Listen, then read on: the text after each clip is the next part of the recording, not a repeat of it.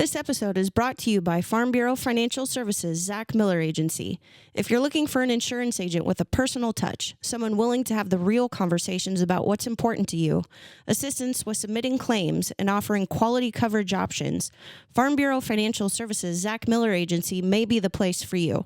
Whether you need home, auto, farm, commercial, life, or health insurance, we're here for you. Check us out at agentzachmiller.com. Farm Bureau Property and Casualty Insurance Company, Western Agriculture Insurance Company.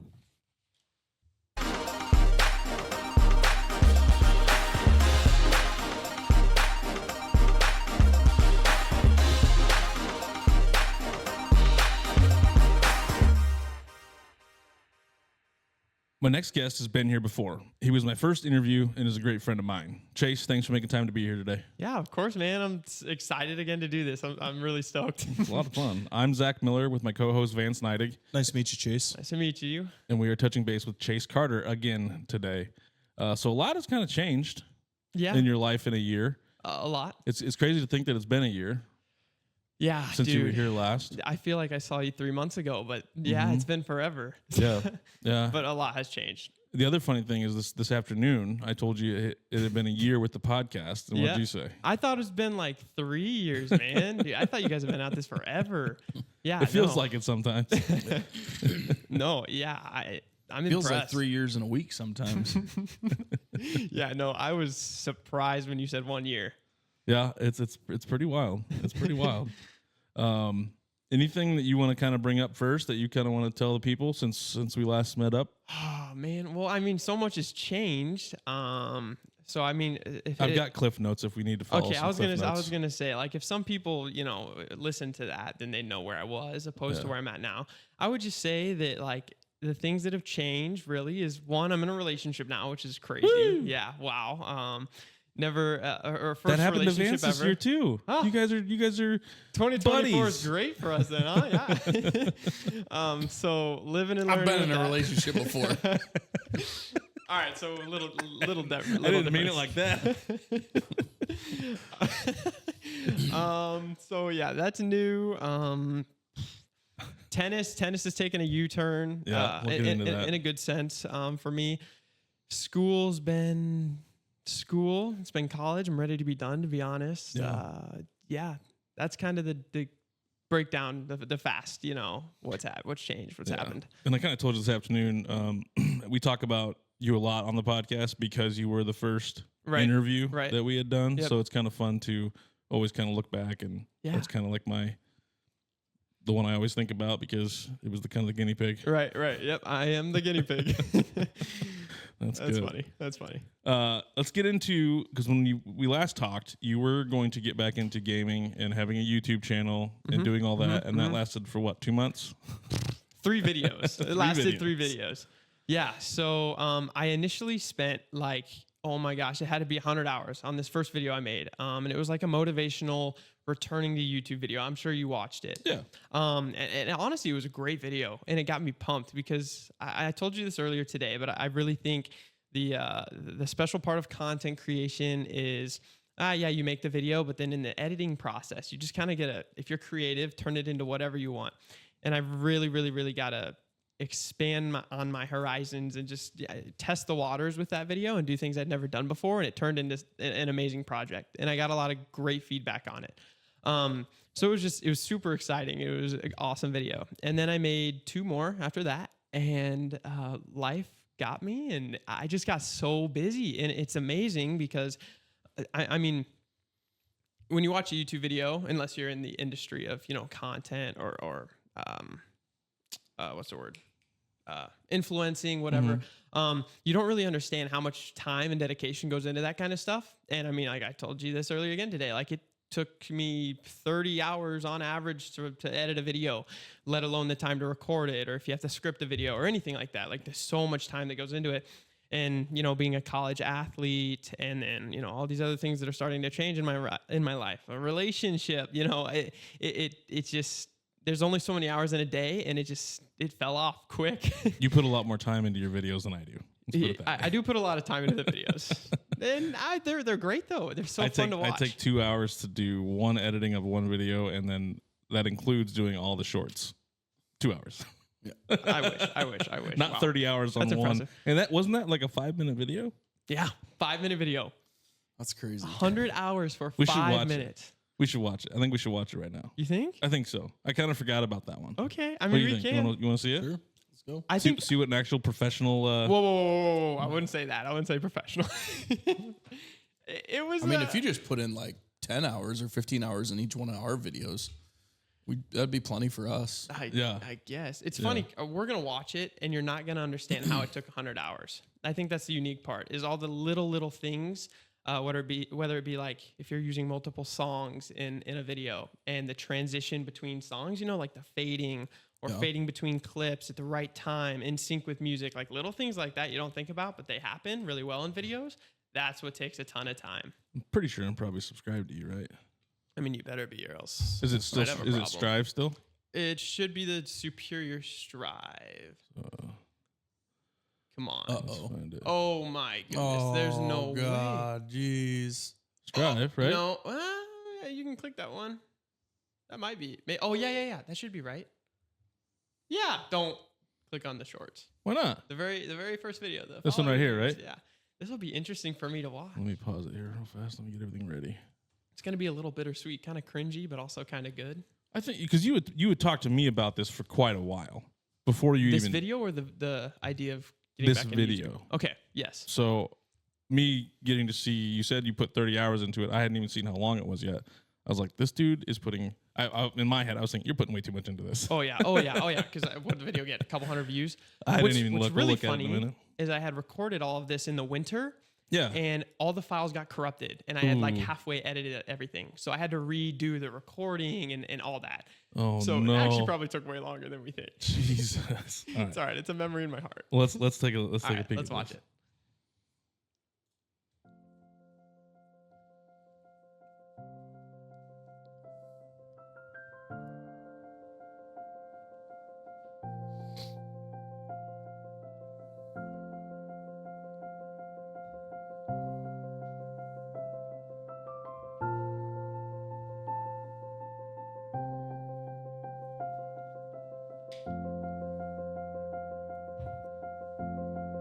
Life's a journey. We're all born with our own beautiful and unique book, and while everyone's book may differ in its appearance or attributes, they all have one thing in common, and that is the countless blank pages waiting to be filled.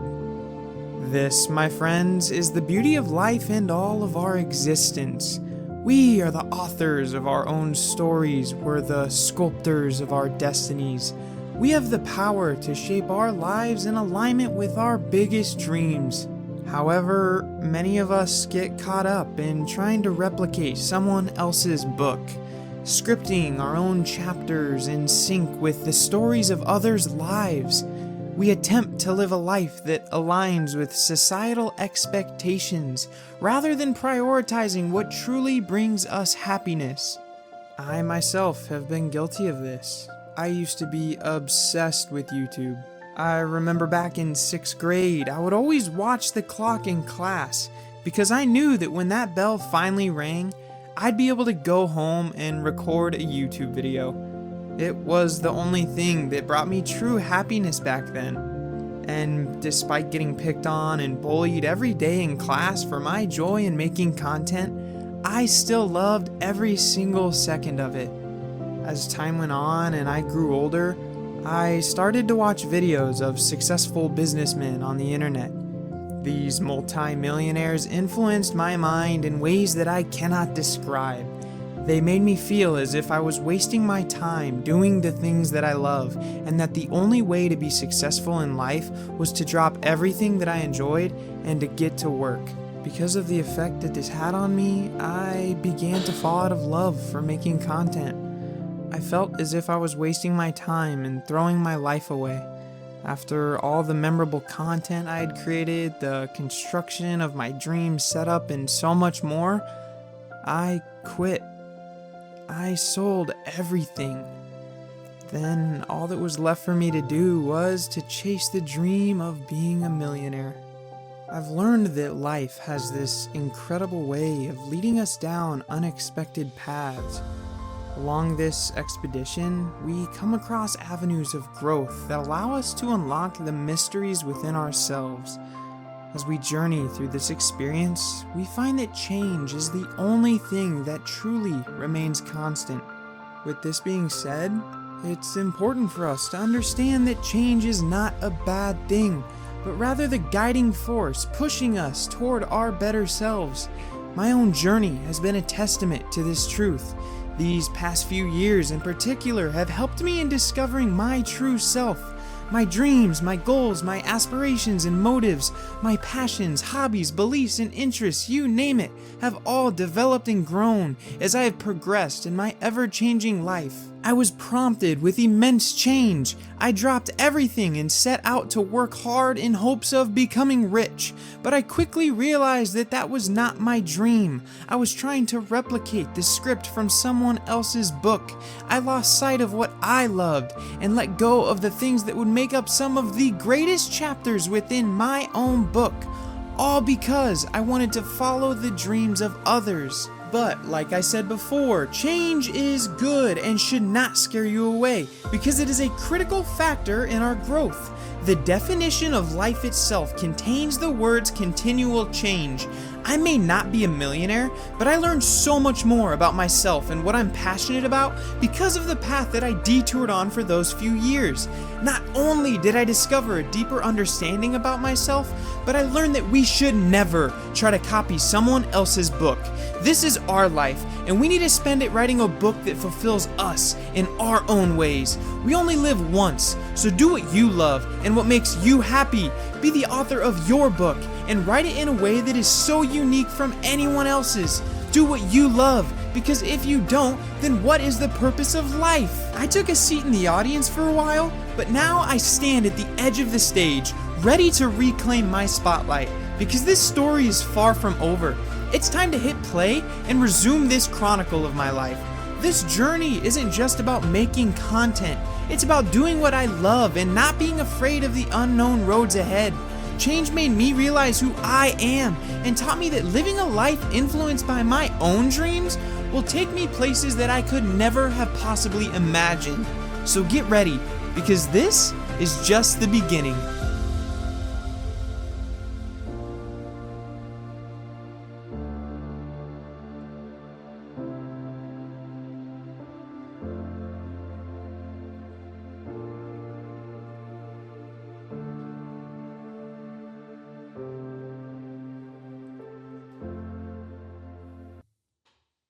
A good video, man. I kind of forgot how good that was. It got my heart racing when all the words started coming up on the stream or on the screen there. Gives you goosebumps a little bit.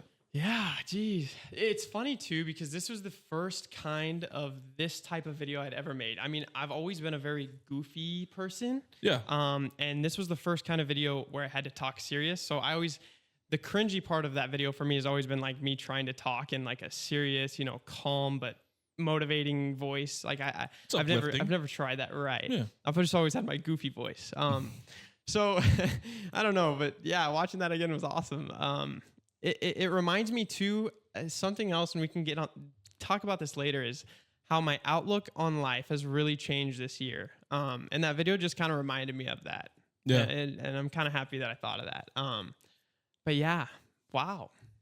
What I can tell you is you're not afraid of change. No. So nobody can say that about you. That is correct. I am not afraid of change. Yeah.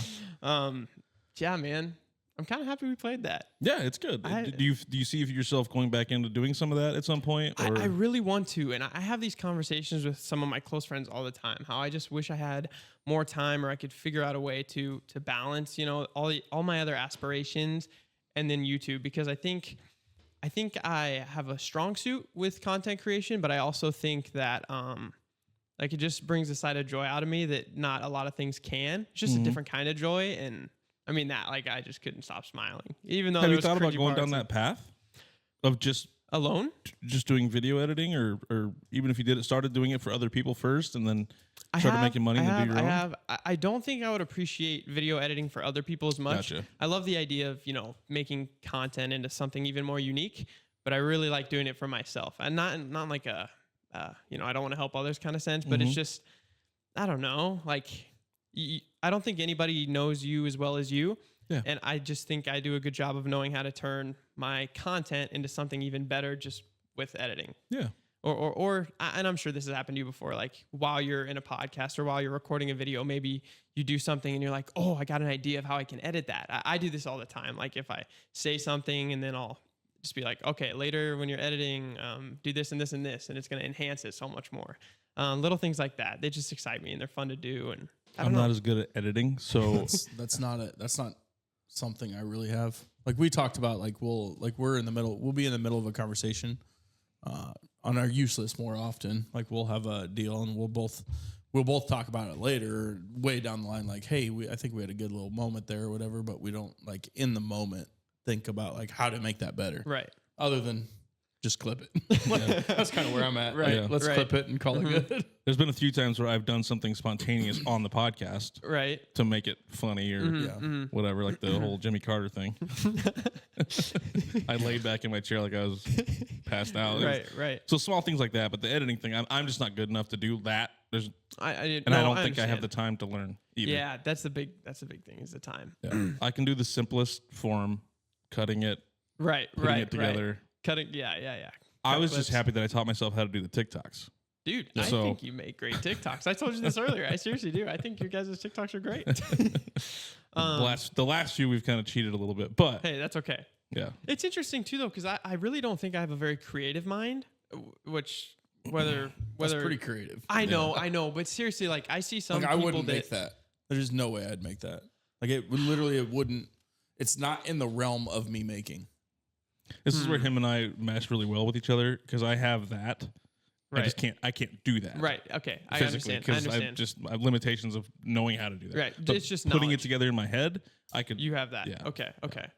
Yeah. I don't know. I see some creative work that some people do, and I'm like, wow, I don't even know how you can think of this idea or whatever. And so I don't know. I've never seen myself as a very creative person. So.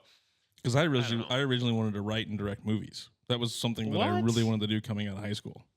I almost went to film wanted school. to be an actor. Yeah. Like you guys would have meshed. Yeah. Great. Wow. Okay. Yeah. I wanted to go to film school. Yeah, I was in speech and drama, and I wanted to be an actor. And then I realized, hey, I'm not good looking enough to be a Hollywood actor, and I'm from Nebraska. I'm not live in LA. That's okay. And I'm not gonna get myself into some child trafficking ring. So yeah, it's probably good we didn't go down that path. Yeah. We're on the right route. The odds are low. Yeah. But talking about writing your own book and stuff, granted, being podcast guys is kind of a saturated market. We get that. But we try to do things our own way. Right. So. Right. Which is good. That's how you stand out. Yeah. We try to make a mishmash of what we like. Like pretty much. I wouldn't say that the podcasts really follow any path of anybody else out there because they're a mix of everybody. Like of what we enjoy. And we kept getting told, you need to get a niche. And I'm like, it's not what I want. That's not what I listen to. Oh, yeah. So I'm like, I listen to everything. Yeah. So it's interesting that you say that. There's this band. You've probably heard of them. Maybe you haven't. They're called AJR. No idea. Okay.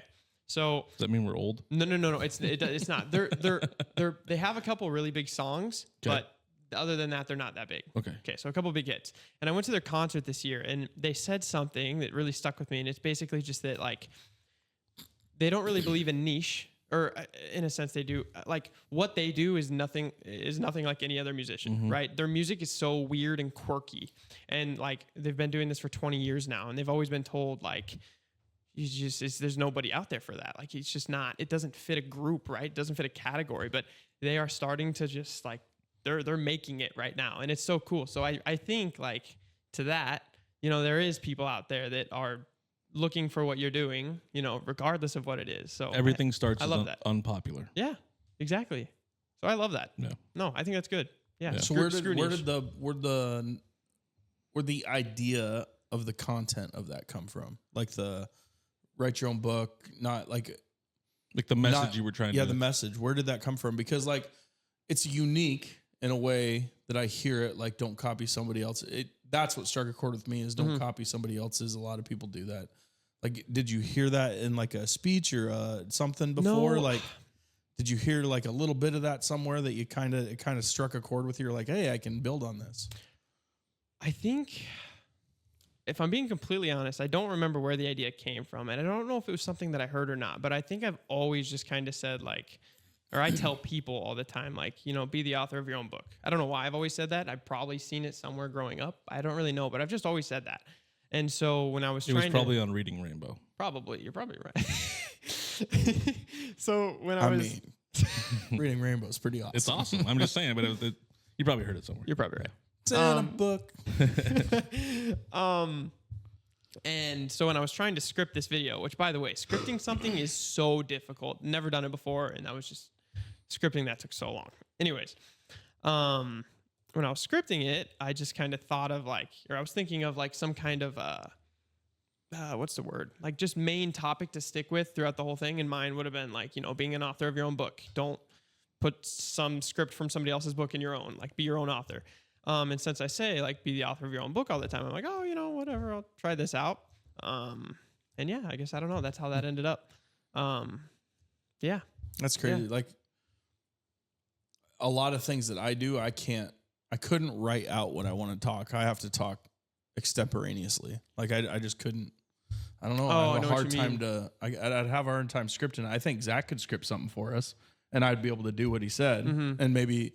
The one thing that we work really well together with is like if one of us will write something and then we'll work together to find different words or do something like that. Right. But he can start.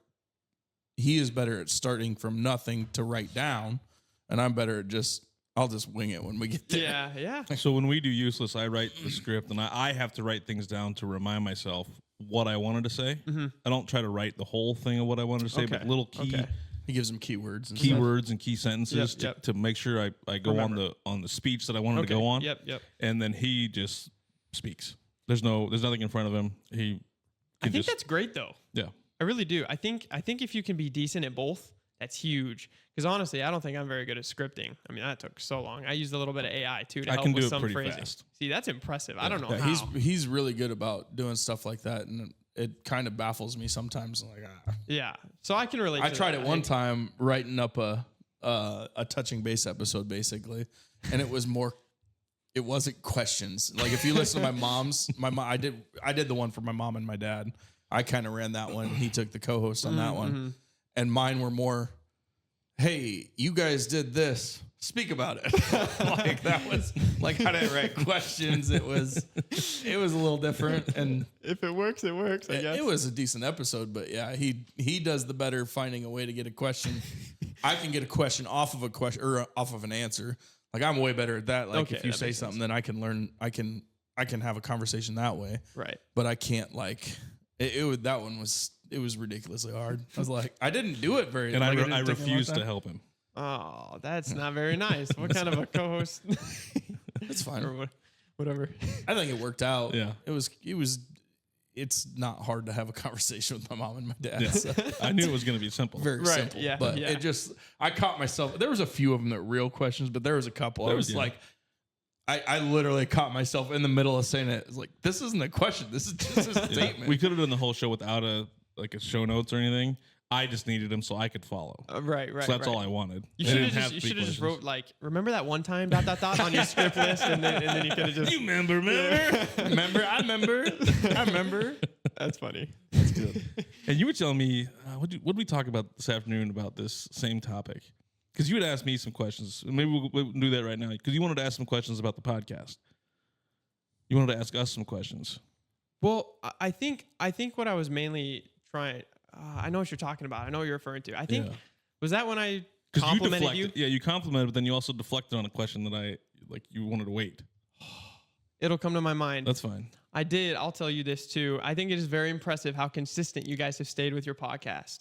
I think consistency is one of the most difficult things when we're pursuing something in life, and I'm like beyond impressed. That's why I thought you guys have been doing this for 3 years. I mean, you guys I always see like content all the time, and I was like, wow. It's 2 episodes a week. Yeah, that's intense, and that's impressive. So like, kudos to you guys. Well, thank you. No, we appreciate it. Seriously, that was awesome. the main focus when we first started. We both said if we're going to go down this path, we are going to stay consistent, and it's going to be. And we've made it. We're releasing the same day. Yeah. It's been a few times in a year where we haven't released something when we wanted to release it. Right.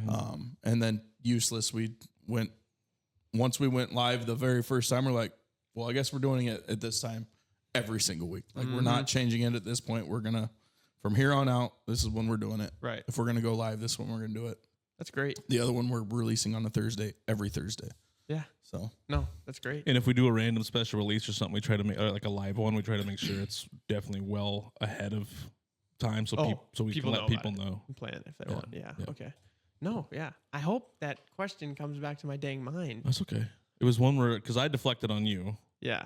Yeah. He wanted me to ask him something, or we got lunch. Yeah, we got lunch today. Yeah, we got lunch today, and we were just catching up, and which I was like, we probably shouldn't have had lunch today. We probably should have had it tomorrow after or something. Yeah, but I only had time today. I get it. I'm like, this is gonna be awkward, but I'm gonna have to tell him I don't want to catch up on everything.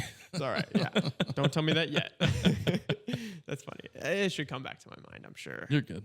But I appreciate the compliment. No, of course. Not a lot of people see that side of it. Yeah, no. But you're on that. You've been in that world, so you see some of that. A lot of compliments we get is, "Well, you guys do a great job. How do you guys get your guests?" and all that kind of stuff. And it's nice to hear the consistency in the editing side, the creative side of everything. All the stuff that getting compliments takes a lot on of that. work. No, seriously. There is times where it's hard to keep coming and doing it. We talk about it all the time, and like we took the Thanksgiving break off, and that was very needed for both of us. Yeah, like content was starting to slip a little bit right before that. I see, and I was getting to a burnout point, so like we didn't have any shorts for like 2 weeks, and I barely wanted to even put the videos together. Yep, which only takes like 10 minutes. So yeah, there is some burnout that happens, but when we can get people, and sometimes it's the people, sometimes it's the topics that we talk about on Useless or whatever. Useless can get it can get depressing. Yeah, at times. Not really. Like the topics can get we can get tired of like, why do we have to talk about this again? Why, I get it. I understand why we're doing it, because we both believe like this is important information. This is important. We got to get right. But it's like, why does this keep happening every week? Like, you people, like, how do people not see this happening What's going over on? And over? Like, why are we continuously talking about this? When I enjoy the Uselesses when we don't have a lot of bad news. It's like a lot of messing around, a lot of joking around, and we're trying to have a little more fun, even with bad topics. Yep. Yeah. So we're trying to change how that goes. It's actually kind of funny. So I was hanging out with a couple of buddies last night, and we kind of got into a little debate about. Basically, my friend made a comment of how there's content creators that are like big content creators, and they're saying how they believe that their job, their career is tougher than some a good portion of 9 to 5 jobs. Are you talking about the whole Ninja Courage conversation that just happened, Tim? That might be. I don't know. Okay, that's fine. That could be right. I just want to make sure. Something about Ninja. Tim. Okay, Who's Tim. Tim the Tatman. So there was a huge. They got together to play the new Fortnite. And I don't know if Courage JD said something but Ninja got set off. They were drinking, and Ninja got set off on this topic. Okay. So go ahead. That could be what it stemmed from. I'm gonna guess that's probably what. Okay. So we kind of got into it a little bit, and I changed it a little because I didn't want to go that far into it. But I just basically said, like, I don't think most people understand how much pressure and what all goes into the creative industry, the creative or influential space, right? So like you guys, like you brought up burnout. I don't like to call us influencers, though, because I don't consider myself an influencer. Right. Okay. That's my personal opinion. I don't know if you feel that way, but I don't consider myself an influencer. What would you guys consider this? I hope that on certain topics, I hope that we influence some opinion. Mm-hmm. But I wouldn't call us influencers. Don't like the entertainment. And maybe that's a generational thing. It could be a generational thing. That's just a word I've always used. Yeah. You can call us content creators. You can call it whatever you want. But yeah, influencer. Just because there's so many like commentator, negative connotations. Yeah.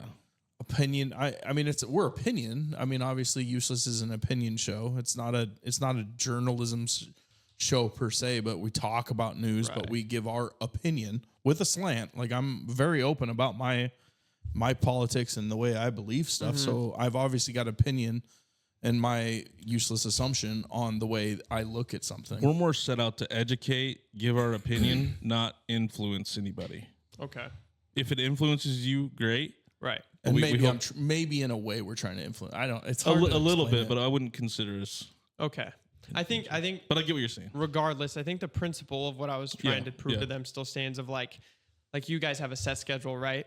And you can get burnt out and you feel obligated because you always need to stick to this, right? Because you have people who are counting on you, who want to listen, things like that, right? So there's pressure there. And we're counting on ourselves too. Right, exactly. To get bigger because that's what you got to do. Exactly. So there's a lot of pressure and other things like that. And I think mentally, the creative space or entertainment space or influential space, whatever you want to call it, can get very just mentally taxing and timely taxing in a lot of ways. Now, I'm not saying it's harder than a 9-to-5 job, but I'm just saying it is more difficult than most might think.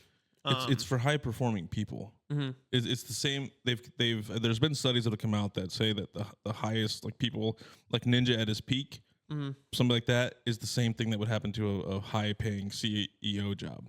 Right. Because of the time you're putting in, the mental strain of creating if you're doing it yourself anyway, it can be the same type of thing. So I kind of get some of it, but then I also don't because it's also a hobby of me. Like a lot of them started out as a hobby. That turned into a job. But I will say that I lose it on the whole 9-to-5 thing. Yeah. So I go ahead. And I get that. No, basically all I wanted, the point I'm trying to get across is like, maybe you have an 8-year-old saying, I want to be a YouTuber when I grow up, because from where we're sitting, they're just making content. But behind the scenes, there's a lot more going on that a lot of people don't understand, whether it be stress or anything like that. Now, again, I'm not saying it's, harder than being a CEO of a bank or something like that. Yeah. But it does have its downsides. Yeah. It really does. Yeah. I was just comparing the two of those. Right. But saying that it's harder than a 9-to-5 is kind of difficult. That's my thing. No, I agree. Yeah. And I agree with that. So I don't know. I just want to say that because I think it all burnout. Look at that also has a lot to do with the personality of a person. Like I can go work on a farm, go do labor for 15 hours out in the sun, and just completely beat the shit out of my body. And I probably would rather do that than sit in an office or sit in a warehouse or work for somebody else for 8 hours, 6 hours, 5 hours, 10 hours, 12. It doesn't matter. Like it's just so much worse to me working for somebody as opposed to working for myself. Right. No. And so that's part of the thing too. Like some people, they don't have a problem working for somebody else and couldn't work. They would hate to work for themselves. Some people don't want to do that. I would rather get to a point where I can get to that. Like that can be me. That's my goal, to only work for myself. Yep. Oh, that's a great point. Kind of the same concept in a way. Yep. And everybody, I don't like putting down anybody that works really, but I mean, there is easier jobs out there and there's harder jobs out there, and that's just the way it is. Yep. And then especially when you go into like an 8-year-old doing this, beyond the, if somebody's starting on the content creation at a young age or doing whatever, it's the other factors as opposed to the work, but like the dangers in it, like because they're just like the child stars and all this other stuff. We've seen it our whole lifetime, like the pageant girls and there's horror stories across the board. So like there is obviously a very big danger in a lot of this stuff, so that you as the kid, usually it's not the kid, but it's a lot of stress on the parents. Like I can't allow some predator come in as an agent or something, some predatory something. And so you're fighting off that force all the time too. So.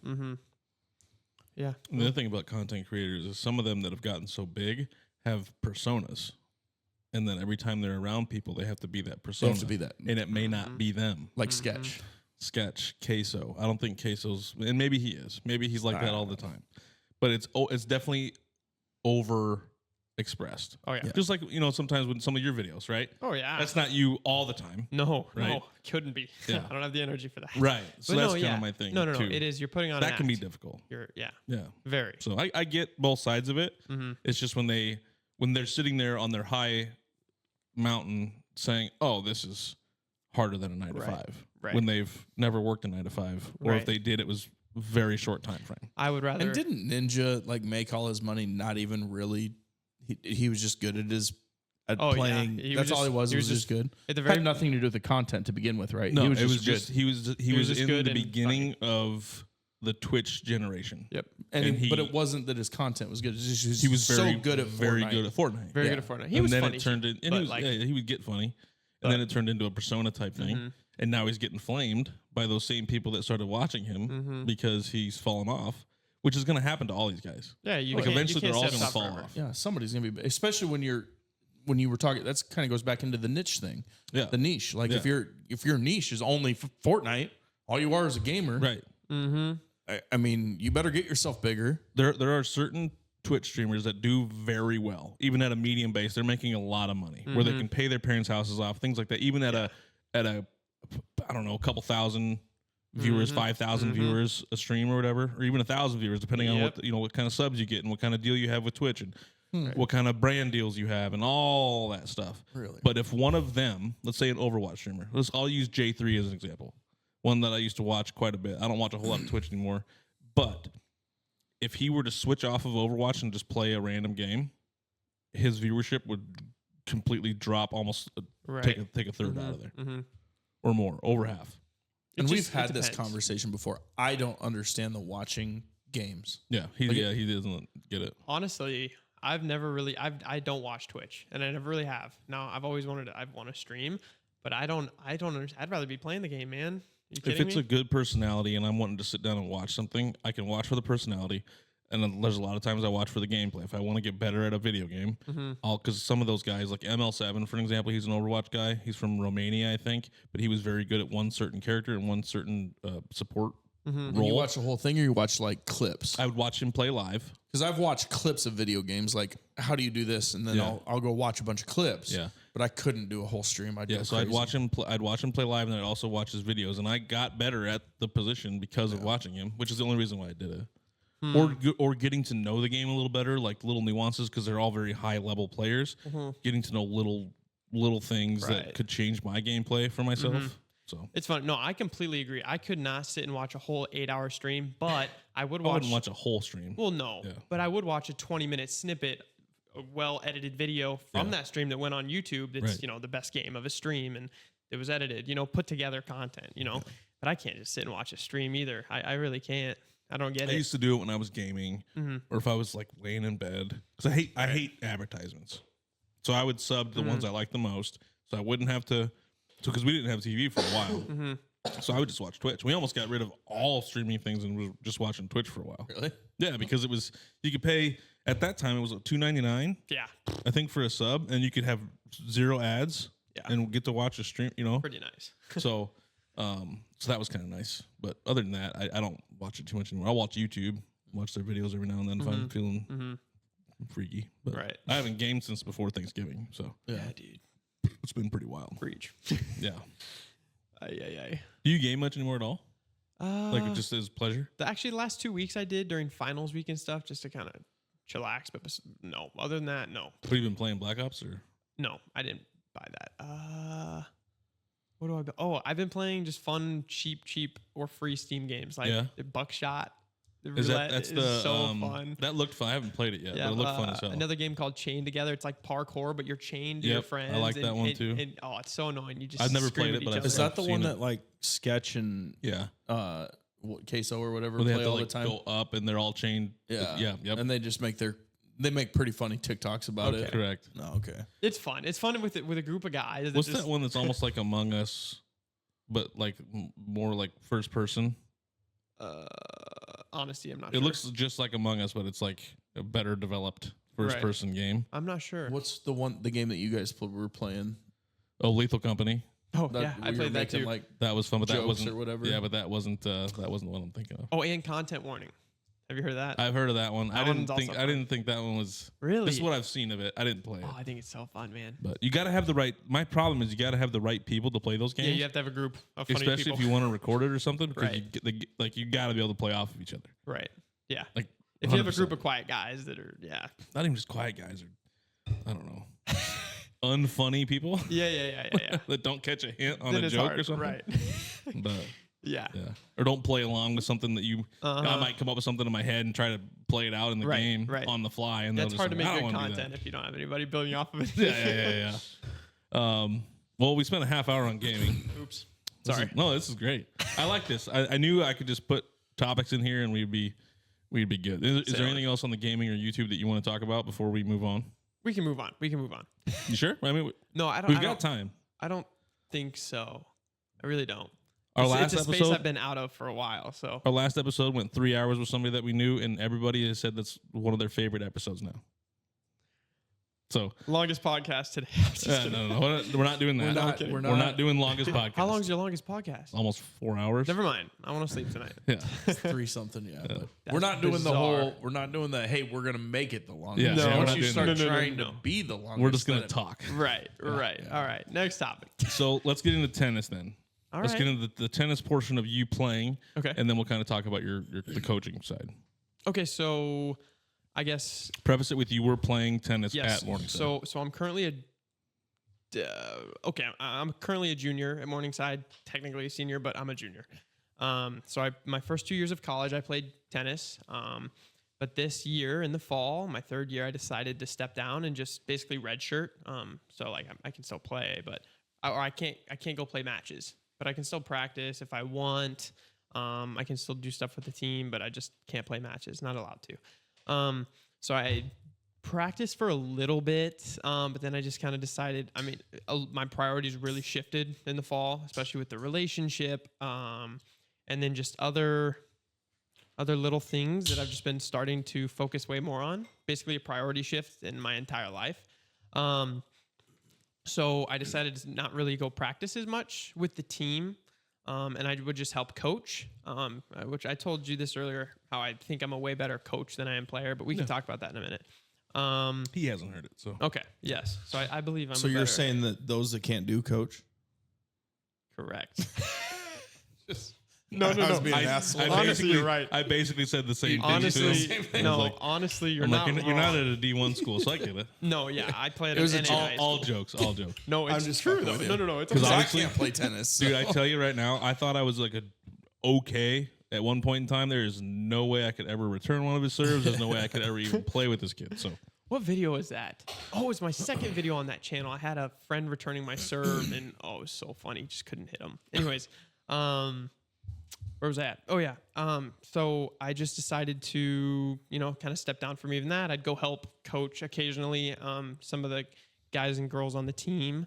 But then like private lesson type stuff, or like you'd actually go during practice and help coach? I had a lot of people on the team reach out that wanted to go do one-on-one stuff with me, which was odd because if you want to do that, usually you go do it with a coach. But I don't know. So I worked with a lot of people one-on-one. And then I just go to practices and maybe help with drills, stuff like that. So there's that. But I play a lot outside of, the college atmosphere still. I probably play still 2 to 3, 4 hours a day if I have time. I want to go travel and play in USTA, just sanctioned tournaments, basically just, real tournaments. But I don't think I really want to do the whole college tennis thing anymore. Time priorities shifted. And I just prefer playing on my own with other people on my own time and then going and playing in actual tournaments that, I can. The team atmosphere, just like in high school, was awesome. But I don't know. What's different about the team atmosphere on the college level then? Because obviously something's tripped your... Right. So I do think the dynamic was way different for me in high school. We have 15 guys on the team, 13 in which are all international. So it's me and Dalton. Dalton's from Montana, and then everybody else is international. I love the guys. They're all so funny. And I think one of the coolest things with that experience, especially my first 2 years, was learning from a very diverse group about different cultures, different things. It's actually so unique. Is style of play different? Not based. Or is it pretty universal across the board? Yes. I wouldn't say style is different based on geographic location, but because like courts, right? So like Nadal was always great on clay, right? Because it's what he grew up on. Mm-hmm. I just didn't know if that played a factor. Well, since we all play hard courts in college, there's no clay courts in Sioux City or anything. all of college's hard courts. So I've never really gotten to see that, but I know like half the guys, we have a couple from Brazil, Germany, like they play on clay a lot. One guy from Spain plays on grass. I was gonna say even like on grass, yeah. But they've all been playing since they came out of the womb. So, I mean, they just are naturally good on any surface. So I don't think it makes as big of a difference, especially at the NAI level. Yeah. Not to like say NAI is not good tennis. It's solid tennis, but it's not, D1 professional. It's nothing like that. So no, I think it was just very, again, they love the guys. But the dynamic difference did make it kind of hard to fit in at times. Just because all these guys coming from different countries, they just kind of bonded on that. and I guess me and Dalton's the guy from Montana. We were roommates. So we just also kind of had it was just us two, right. Our little bond. So we kind of excluded ourselves a lot, which is kind of on us.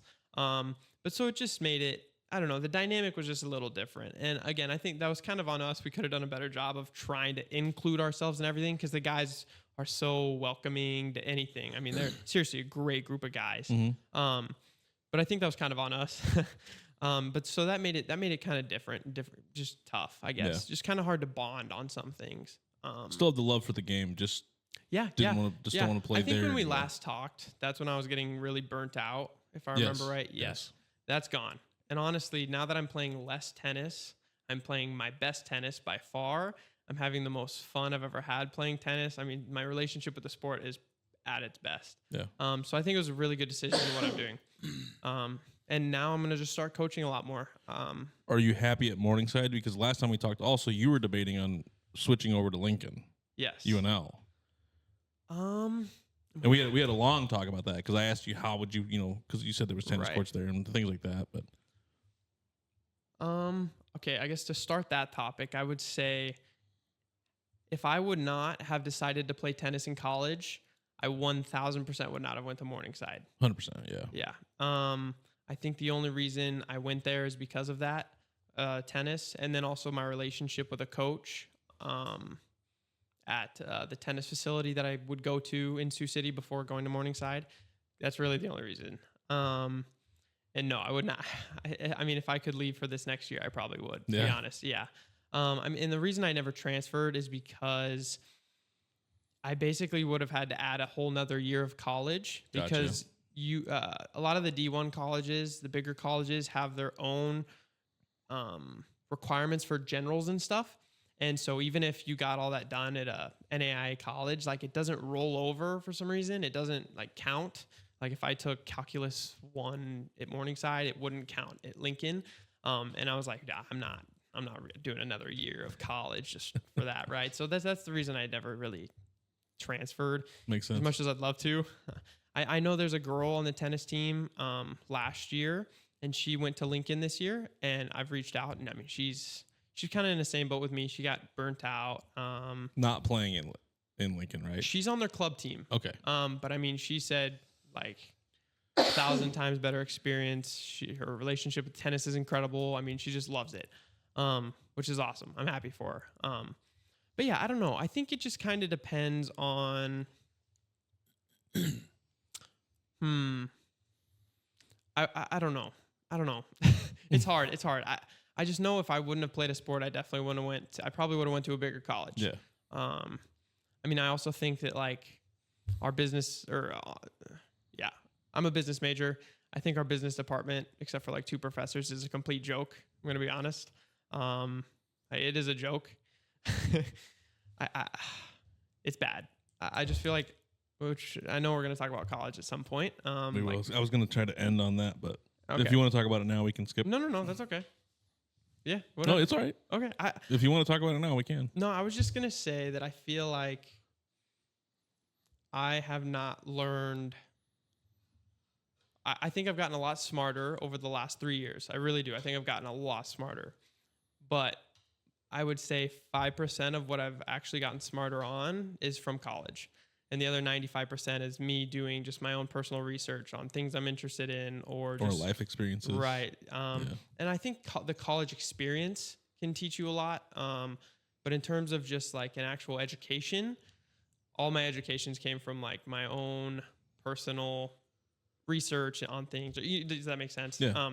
And barely any from college. I feel like I've just learned squat. I'm going to be completely honest. There was this year I was in a class, and I think half of this was kind of nice, but also pretty pathetic. I think half of the classes, I had class Monday, Wednesday, Friday, and I bet half of the semester those classes got canceled because of just I'm sick today, or I don't want to have class today, or the teacher. Yeah. Which, whatever. I don't care. I'm not. This class. This was actually the class I was most excited for this year, and I learned absolutely nothing. It was a finance class, more so about stocks and like fundamentals to it all. I honestly learned. I couldn't tell you. Probably a couple things I've more learned from a YouTube video. Oh yeah, 100%. I'd learned more in a 5-minute YouTube video than I did that whole class. So it was kind of a waste of my time going to class. So I was okay with it getting canceled. But it's like if you're paying for an education and your teachers, canceling all these classes, which is kind of the problem with college. What's in general, of all colleges. We're already on the topics. Let's just dive in because I knew he was going to have an opinion on this. We both have opinions on this, so I have a strong opinion on education. Just go full in on, or do you want to watch the videos first? Do you want to watch the videos, give context, or do you want to give your opinion and then kind of show the videos? We don't even have to show the videos. I was going to say honestly, we don't even need it. We can just talk about education, high school, college, if you want. And if afterwards we feel like showing the videos, we can. Yeah. Go ahead. All right. Well, college. I'll start with high school, or I'll start with the education system. I get from what I've experienced and learned, and again, I'm young, so I'm still immature in the personal sense. I'm a mature being, but I just still don't know a lot because I'm so young, right? But I've seen... I'm a mature being? How do you word that? I feel like I'm a mature guy. You're mature for your age. I'm mature for my age, but I'm still very immature in the sense that I just don't know a lot about this world. I'm a mature being. Struggle with words, man. You're good. Anyways. I like that. We're going to clip that one. Oh, gosh, no. Oh, sweet. I'm kidding. I know. I pay a lot of attention to people. I'm kind of a people watcher. I love learning from people. I don't know. Something I do. And I mean, everybody knows this, but everybody's different, right? And I've always struggled. I think I'm a smart person, but I've always struggled with tests. I can be taught something and understand it really well. I can explain it afterwards really well. But when it comes to a test, man, I just can't. And I have a few other friends who are the complete opposite. They do not understand squat, and then they just ace their test. Makes absolutely no sense to me.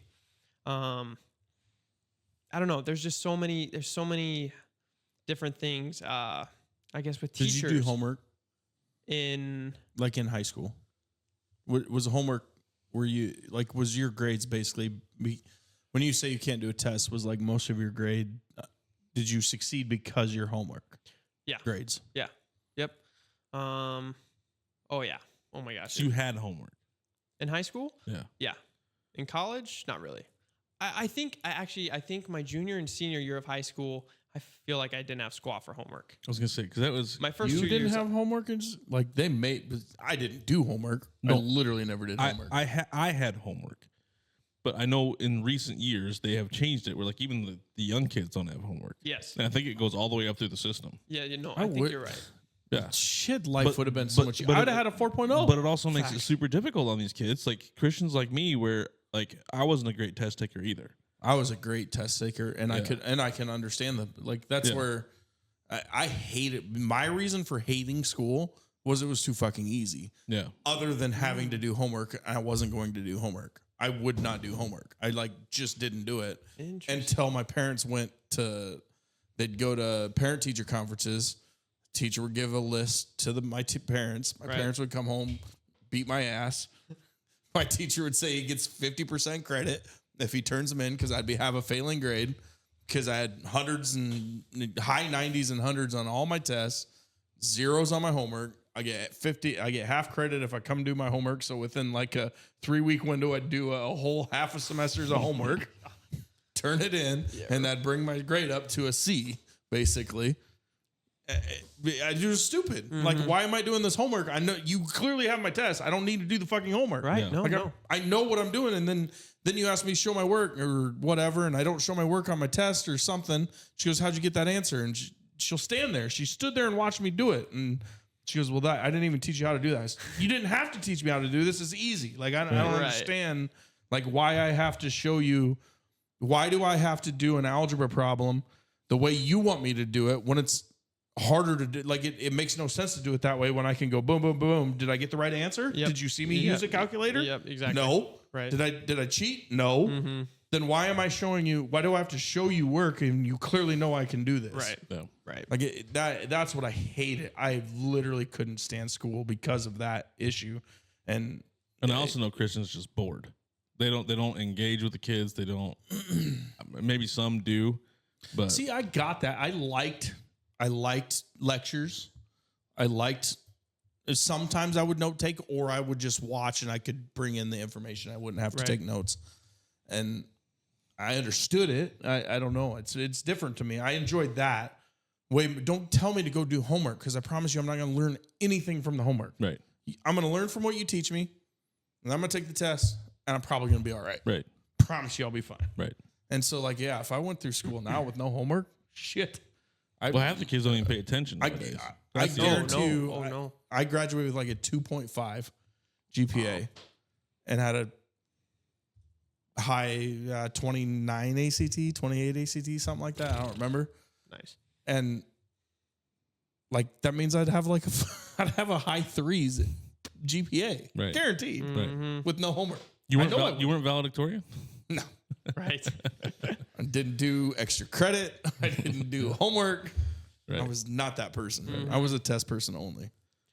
I feel like school is a one size fits all kind of thing. I mean, Especially for you, because you're past, like when I was in school, I was at the beginning of the No Child Left Behind thing movement. You were fully into it. right. You were a little bit behind me, so you're even more into the No Child Left Behind. And I think that's screwed a lot of shit up when we started with the No Child Left Behind movement. Yeah, it wasn't based on any kind of merit. It's just easy. we're going to pass everybody. Yeah, everybody gets to pass no matter what. I've tried to tell Christian a bunch of times, like, hey, you failed, they're gonna leave you, they're gonna put you back a grade. And I'm like thinking in my head, I'm like, it's probably not even possible. No. Do they hold anybody back anymore?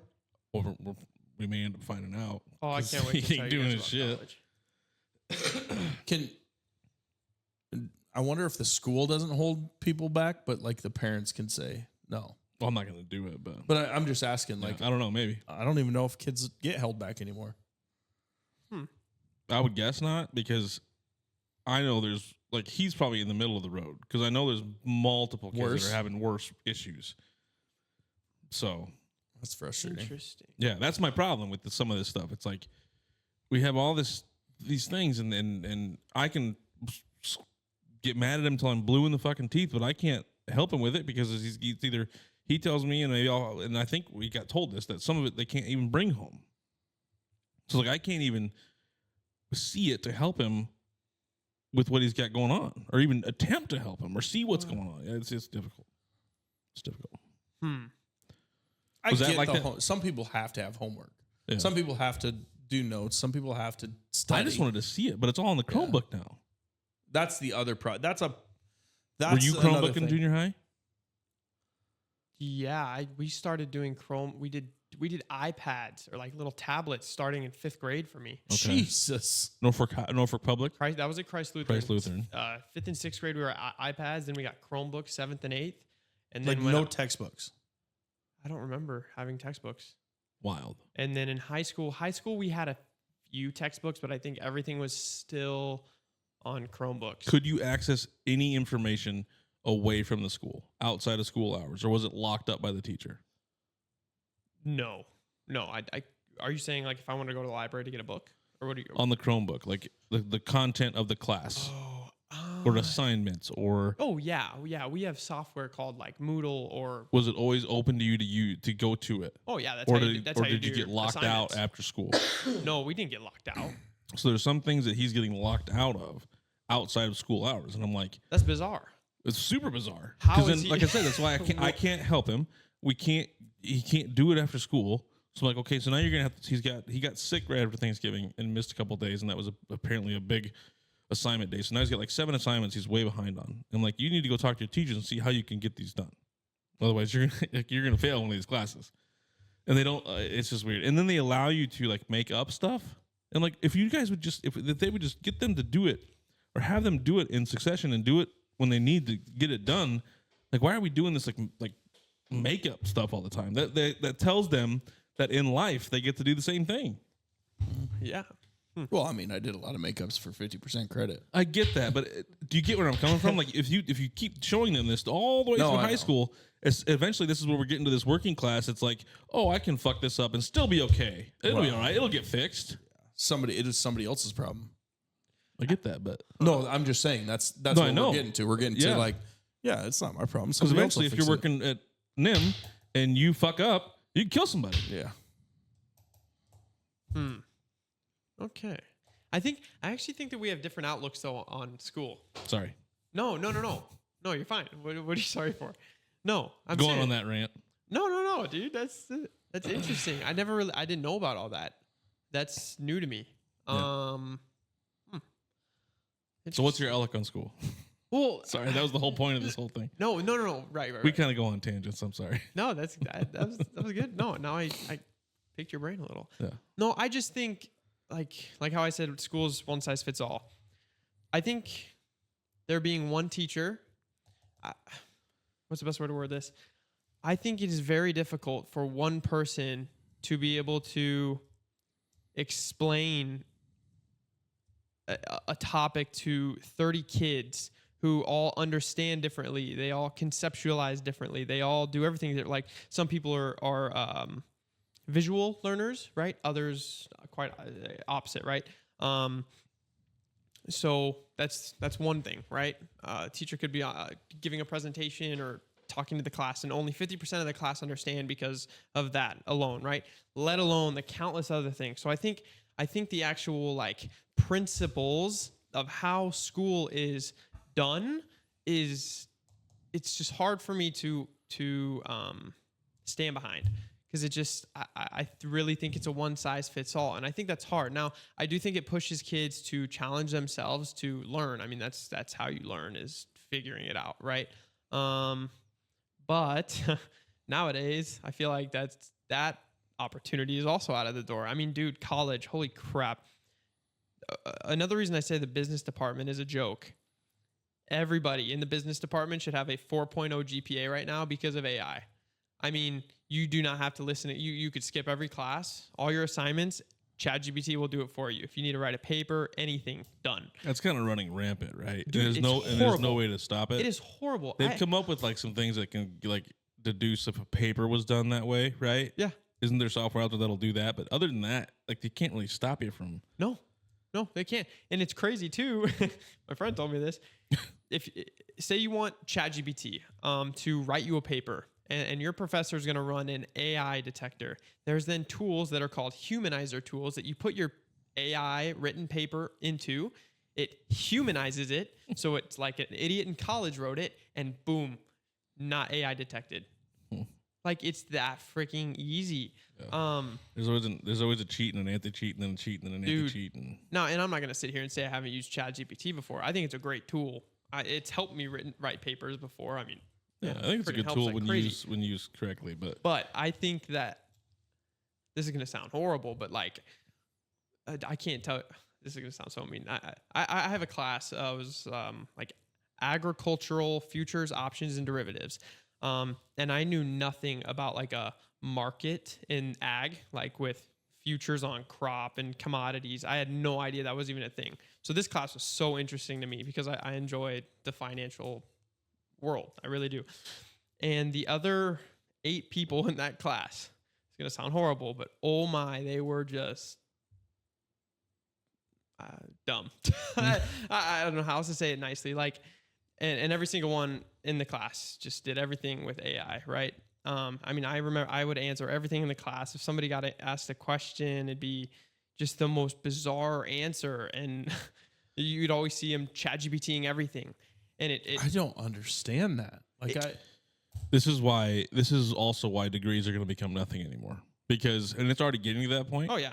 I don't think a degree is worth it. But you got to understand where we're coming from, a little older than you, that this is our workforce is coming in. Yeah. I'm honestly nervous. Well, actually, I'm not nervous. I think that's going to give me a lot of opportunity, right? But at the same time, but that's people that are going to be coming out, getting degrees and whatever you want to call it. And what if you can already somewhat see it in the medical field? That's happening there too, probably. Granted, you have to probably go and do things in person, right? For certain things, but not all of it. Yeah.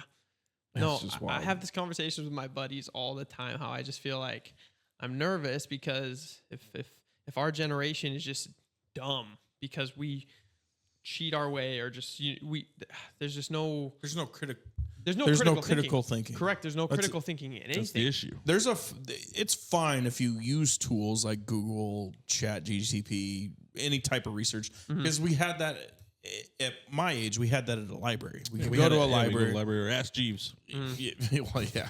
But even which then, kind of worked. But there you're forced to read, and you'd have to go read, and you have to do this, and you have to decipher the information and decide what is good information and what is bad information. And you can go and get conflicting information on purpose. Like you can say, I want this side and I want this side, and I can decide where I want to be in between that. Right. Now people can't do that, and it's happening.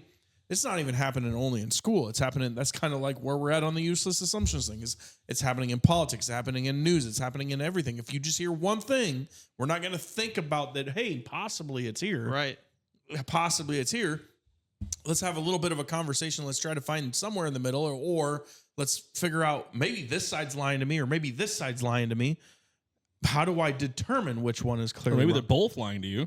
Possibly. Yeah. It's maybe everything's a psyop, which, it gets more and more possible every day. But the point is, like, people just, like, you have to, like, the critical thinking thing it's been my number one pet peeve for a long time. Oh, yeah. They're basically using Chat GPT to, like, decipher information for them. Oh, dude. So they're not even making any of their own thoughts. They don't even read it most of the time. They will just copy what it wrote, paste it, paper done. That's wild. I think the three biggest things I've realized, or I've seen in people, like a huge lack of, at least in like a lot of my business classes, is 1, critical thinking, 2, verbal comprehension, and then 3, visual comprehension. So like being able to read something and conceptualize and process what that actually means. Like people really struggle with that. If you're talking to me right now about something financial, like the ability to actually understand and comprehend and put together what you're actually saying, right? Not just sitting here like, listening. And then, just critical thinking, which is basically both of us, but you get what I'm saying. It's mind-boggling to me how much the drop-off is. I'm still today a visual learner, so when I need to actually take something from text, I have to read it a couple times. Me too. Everybody has their, I don't know what personality traits or whatever that they're good at, right? Yeah. I've had to work on that. Whereas like he can read it once and he's got it. I don't have that. I wish I did. Like, exactly. It depends. A lot of times I can do that. I learned multiple ways. Like when I'm thinking back to school, like depended on my teacher too. Like I could not read it. I could listen to a good lecture, a good lecturer, old school lecture, and I'm gonna retain 80% of the information if they're good at it. Yeah. If they're just minimum speaking 80%. Monotone and just dumpstering information, I would probably keep 50% ish, like 50, 60. Or if it was somebody that was doing that, I could write. Like I could take notes. Like that's the other thing. Like you guys, it's weird to me. My 1 year, I was in a year and a half in Lincoln, 04, 05. Like I don't know if there was a single laptop in any of my classes. Like nobody had it. You had notebooks. Like in 04, 05, you had notebooks. You had a computer in your dorm room. You had desktops and maybe laptops, but people just didn't take their laptops to class. Right. Very rarely, at least at that time. Even when I went, only 20% had them. Yeah, So the growth of laptops I didn't even take one. Yeah, I would write notes when I went to the problem. it is also another. My issue with college is a little bit different. I just didn't go to class, so I partied a lot. Hey. But if I did go to class, I took notes, and I didn't have to write everything. But if I just write, like a lot of times, if I just write one word or a sentence, I basically get that whole paragraph. Like it just, really? I remember that. Interesting. It'll happen. You just process it. You understand what it's saying. A lot of times. Okay. I have that type of ability. It's right. gotten worse the older I get. Find myself a lot of times like, fuck, this used to be easy. Like I can't take notes. Me either. Because if I do, then I get nothing from the whole thing. But you do it here more than I do. I do only to remind me to come back to something. See, I find myself like I want to take notes, and then I'm too into what's being said that I don't find myself taking the note.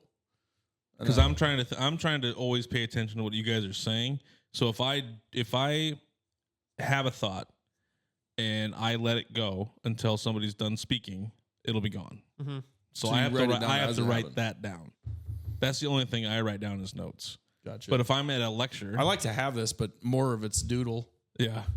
But if I am at a lecture or something and they're like, "Hey, take notes of everything," I will lose it all. Yep. I will lose it all at that point because my mind's trying to write things down. Yep. Like my mind can't do both of those things at the same time. And I used to get criticized in high school because I wouldn't take notes sometimes. And like, well, you're never going to be able to recall this on the test if you can't go back and study your notes. I said, if I didn't do both. I never studied notes. I would write them down, and if I were to write them down, and if I could go find my high school notebooks, if I was taking notes from any of the classes that I guarantee were my best classes, I would look at those notebooks and have no idea what it means. Yeah.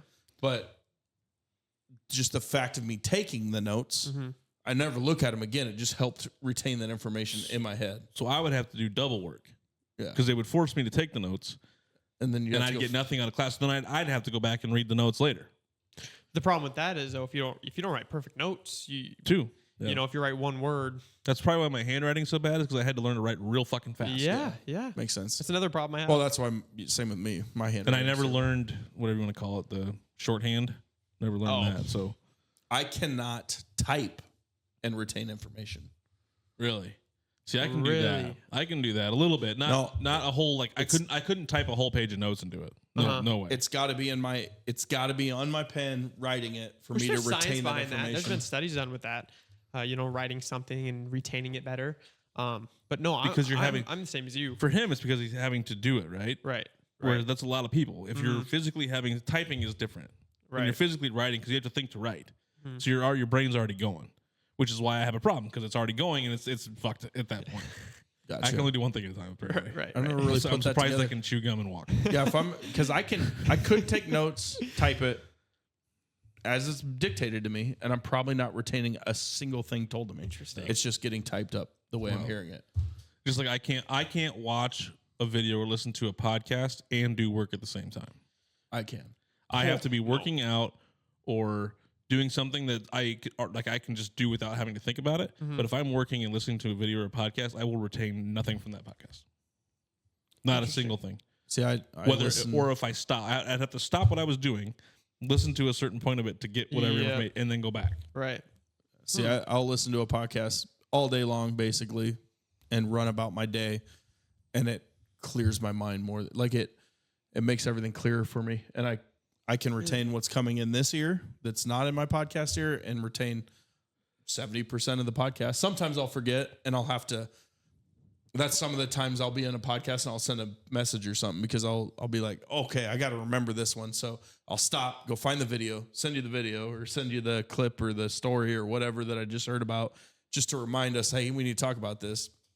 Or what happens is I remember the whole thing, and then something trips. We have a conversation. I was like, oh yeah, I remember hearing about that.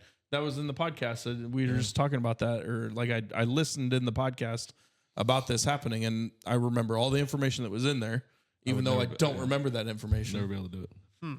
That's and also then why when I'm working my job while that happens. If I'm having a conversation, though, I can't. Yeah. Like if I'm on the phone, I'm going to pause the podcast. Yeah. If I can have you and I could have a short conversation, and the podcast is still going. I'm going to retain a little bit of the podcast, but not very much. I can't be on my phone and have a conversation with somebody. I'll get lost. Oh, me either. Oh yeah. Some people can do it, but like there's been times where I've had to ask you to repeat yourself because I've looked down at a message or done something. Oh, because you lost what was going on. Or you just looking at your phone. Even just looking at it, or trying to read a message that I got to see what it was. Like I'm trying to see it just real fast. It's like, oh, whatever, and he's still speaking. No idea like what you just said. Just in regular conversation, and I'm like, sorry, bud. Yep. Can you repeat what you said? I'm the same way though. That's interesting. Yeah, I can't tell you how many times I'll be like, I'll just type a quick text, like 5 words, and then my mom or somebody was talking. I have no idea what they said. Yep. Absolutely no idea. Yep. So I try very hard not to look at my phone when I'm having a decent conversation with somebody for that reason. So it's tough. Most of the time I can do it, but unless it's something that takes all my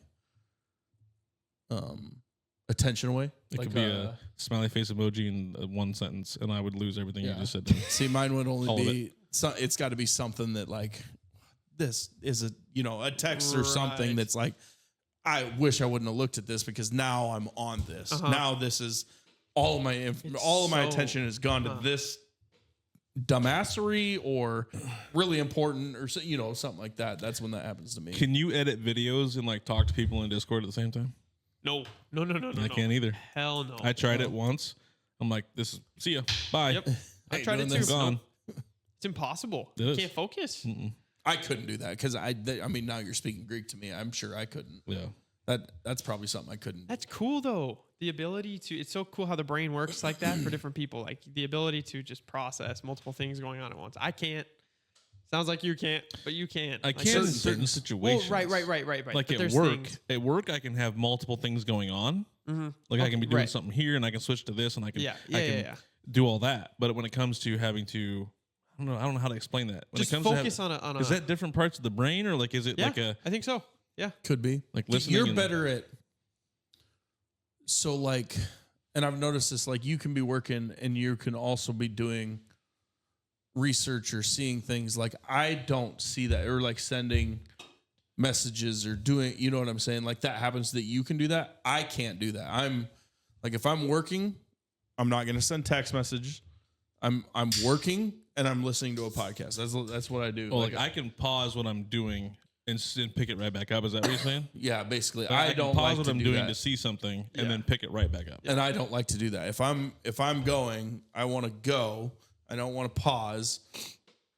And I'm in my flow. It doesn't really matter what I'm doing. Like if I'm driving a tractor or doing something, I'm not going to be researching something other than on a podcast. I'm not going to be sending messages. I'm not going to be like, it's got to be, and he'll text me and then I'll get back to him 2 hours later or something like that. Like that's because I got to be to that point where I can send that text message to where I have a lull in my work to do that. Otherwise everything does fall apart at that point. So at the end of the day, we kind of went off there, but at the end of the day, where's your thoughts on school?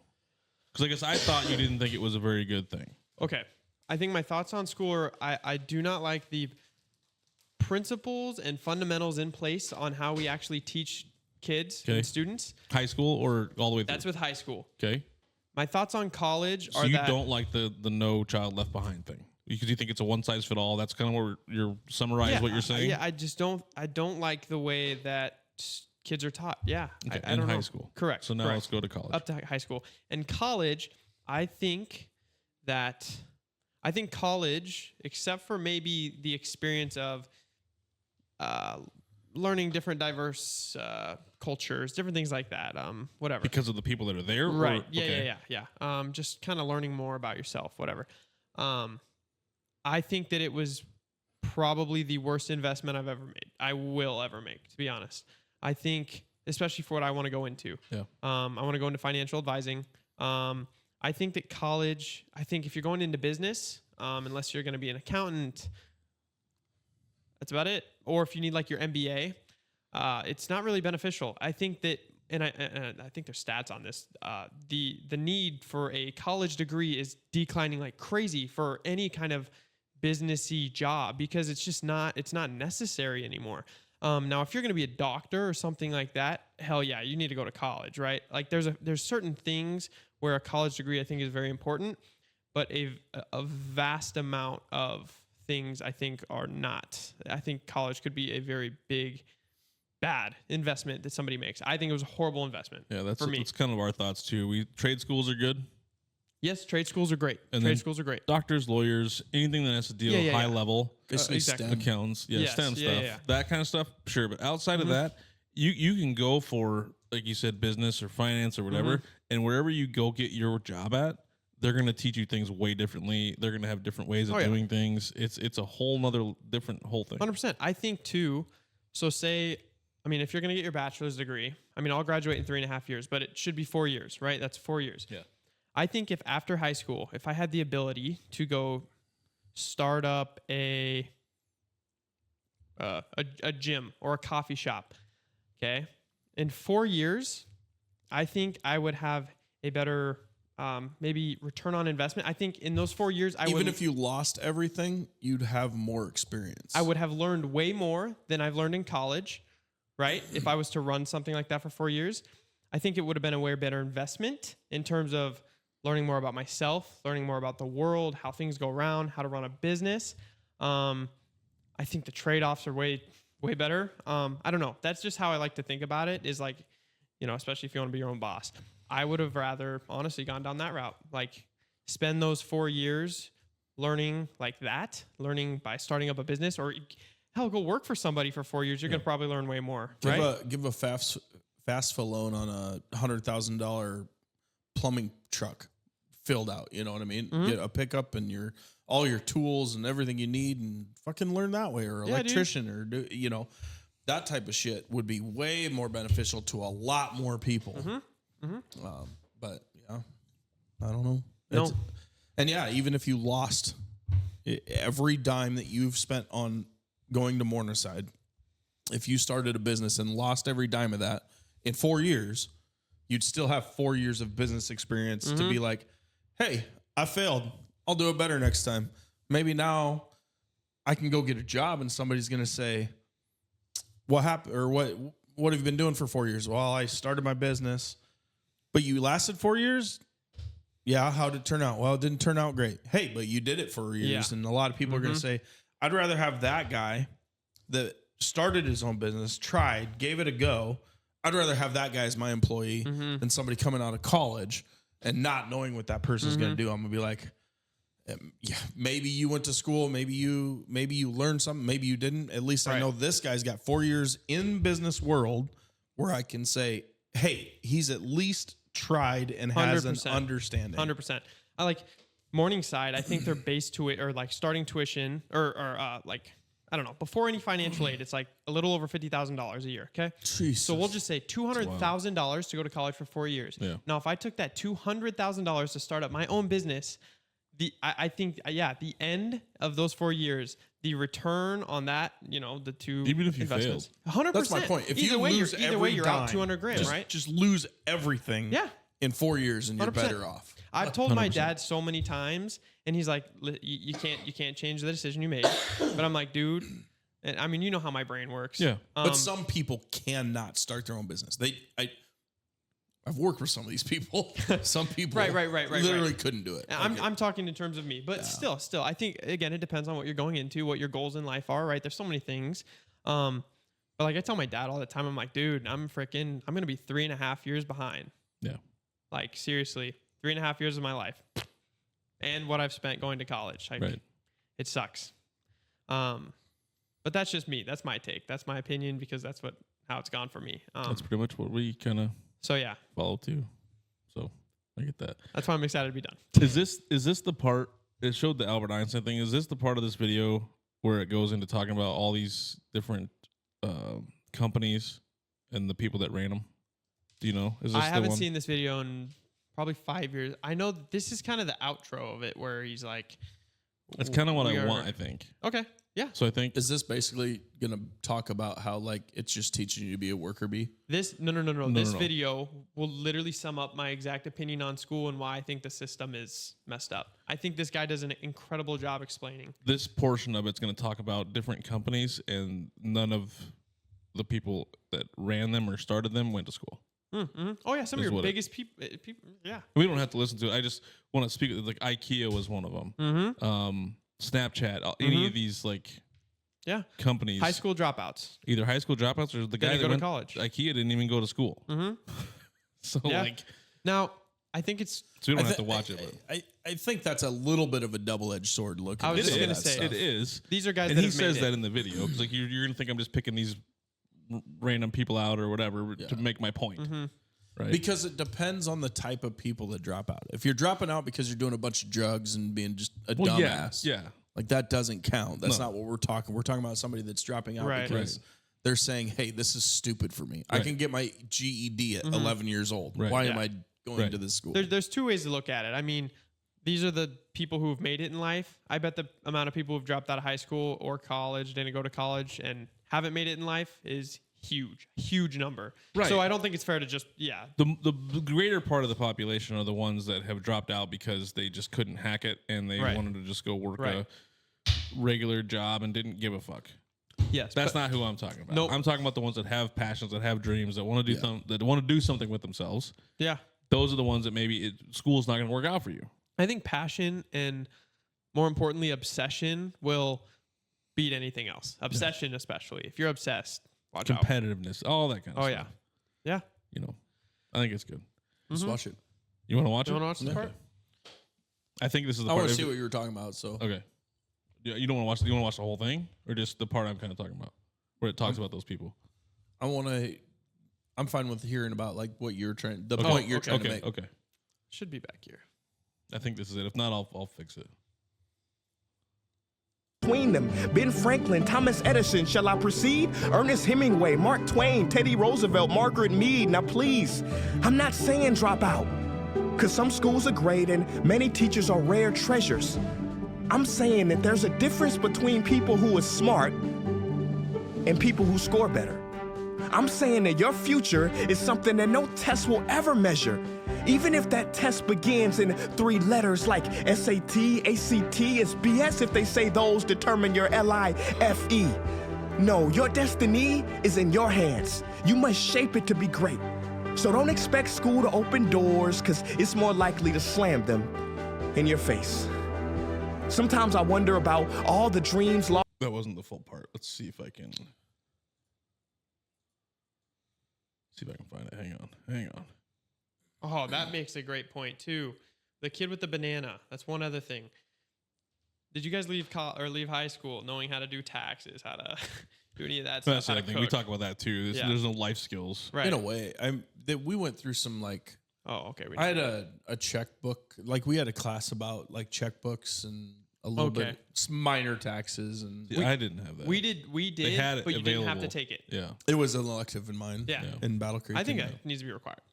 Yeah. Let's see if I can get to the beginning of this where is I want about to right. be. Yeah. It starts with those little right there. Facebook and YouTube. Not doubt.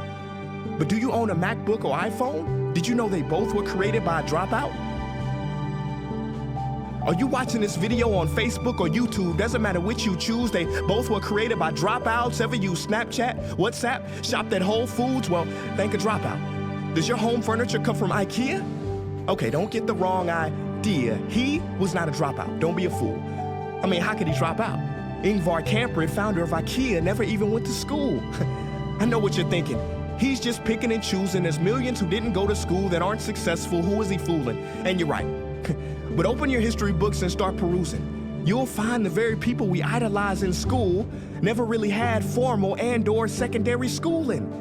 I'm talking George Washington, Abe Lincoln. America's best presidents had 0 school between them. Ben Franklin, Thomas Edison, shall I proceed? Ernest Hemingway. We can stop there because we already kind of saw that. But so when we're going back that far, when they talk about no formal schooling, I don't like that argument because there was no formal schooling at that point, but there was schooling in the family sense. Yeah, like you're being taught by your family. So like it was your homeschooling. It was your. I am very against the Department of Education. Like absolutely against public school systems. I've been very clear on my thoughts on. I think they're garbage. I think they're trash. I think they've done more harm than good. I think school is a good thing if it's done correctly. Oxford was a thing back then, though, over back in the United Kingdom. Yeah. Yeah. I mean, it was around. But they're over here. Right. Yeah, I know. I'm just saying it was a thing. It just maybe wasn't a thing around here at that time, but it was a principle. I mean, there were small schoolhouses and like but you learn like your mom and your mom or whoever was in charge of the farm while dad was gone, whoever ran the house was you were doing your schoolwork. Right. Correct. You had something. You had to learn how to read, you had to learn how to write. Right. You had to learn how to think for yourselves. Mm-hmm. Right. And I like that concept. Like it's and you know how he was talking about the testing and stuff like that. I do think IQ means something. Like you have to have an IQ. I think there's different types of IQ. I think there's social IQ. I think there's a normal IQ. I think there's like what do we want to call it? You think with your hands type of thing. You can build things. Like I can't build things. My dad is visual. My dad could.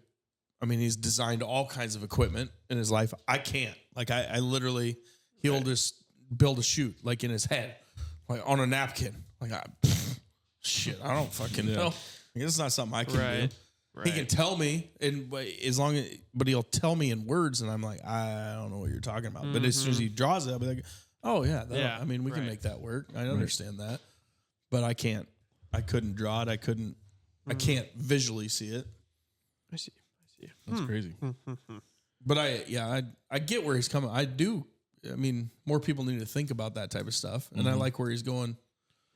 Yeah. Like making people think about it. Yeah, and that's kind of the point I was kind of getting at. Is some of the biggest things people weren't schooled in. Yeah, I mean, Zuckerberg dropped out of college. Well, yeah, some of that was dropping out of college. Some of it was high school. Some of it was a whole mix of different a little bit of everything things. Because Bill Gates dropped out, but he's evil and he stole his way to where he is. That was a deal that they lied to us about when we were younger. Right. Anything else on school you want to talk about? No, that's good. I'm going to pause it here just real fast, and then we'll kind of come back. I have to use the restroom. All right. All right, we're back. You know me. Oh, yeah. Always got to pee at some point. This freaking guy, man. I know. It's me. Hold it in. No, see that? I'm going to piss myself. I'll start getting a catheter put in when we do podcasts. All right. No. Those scare the piss out of me. Funny guy.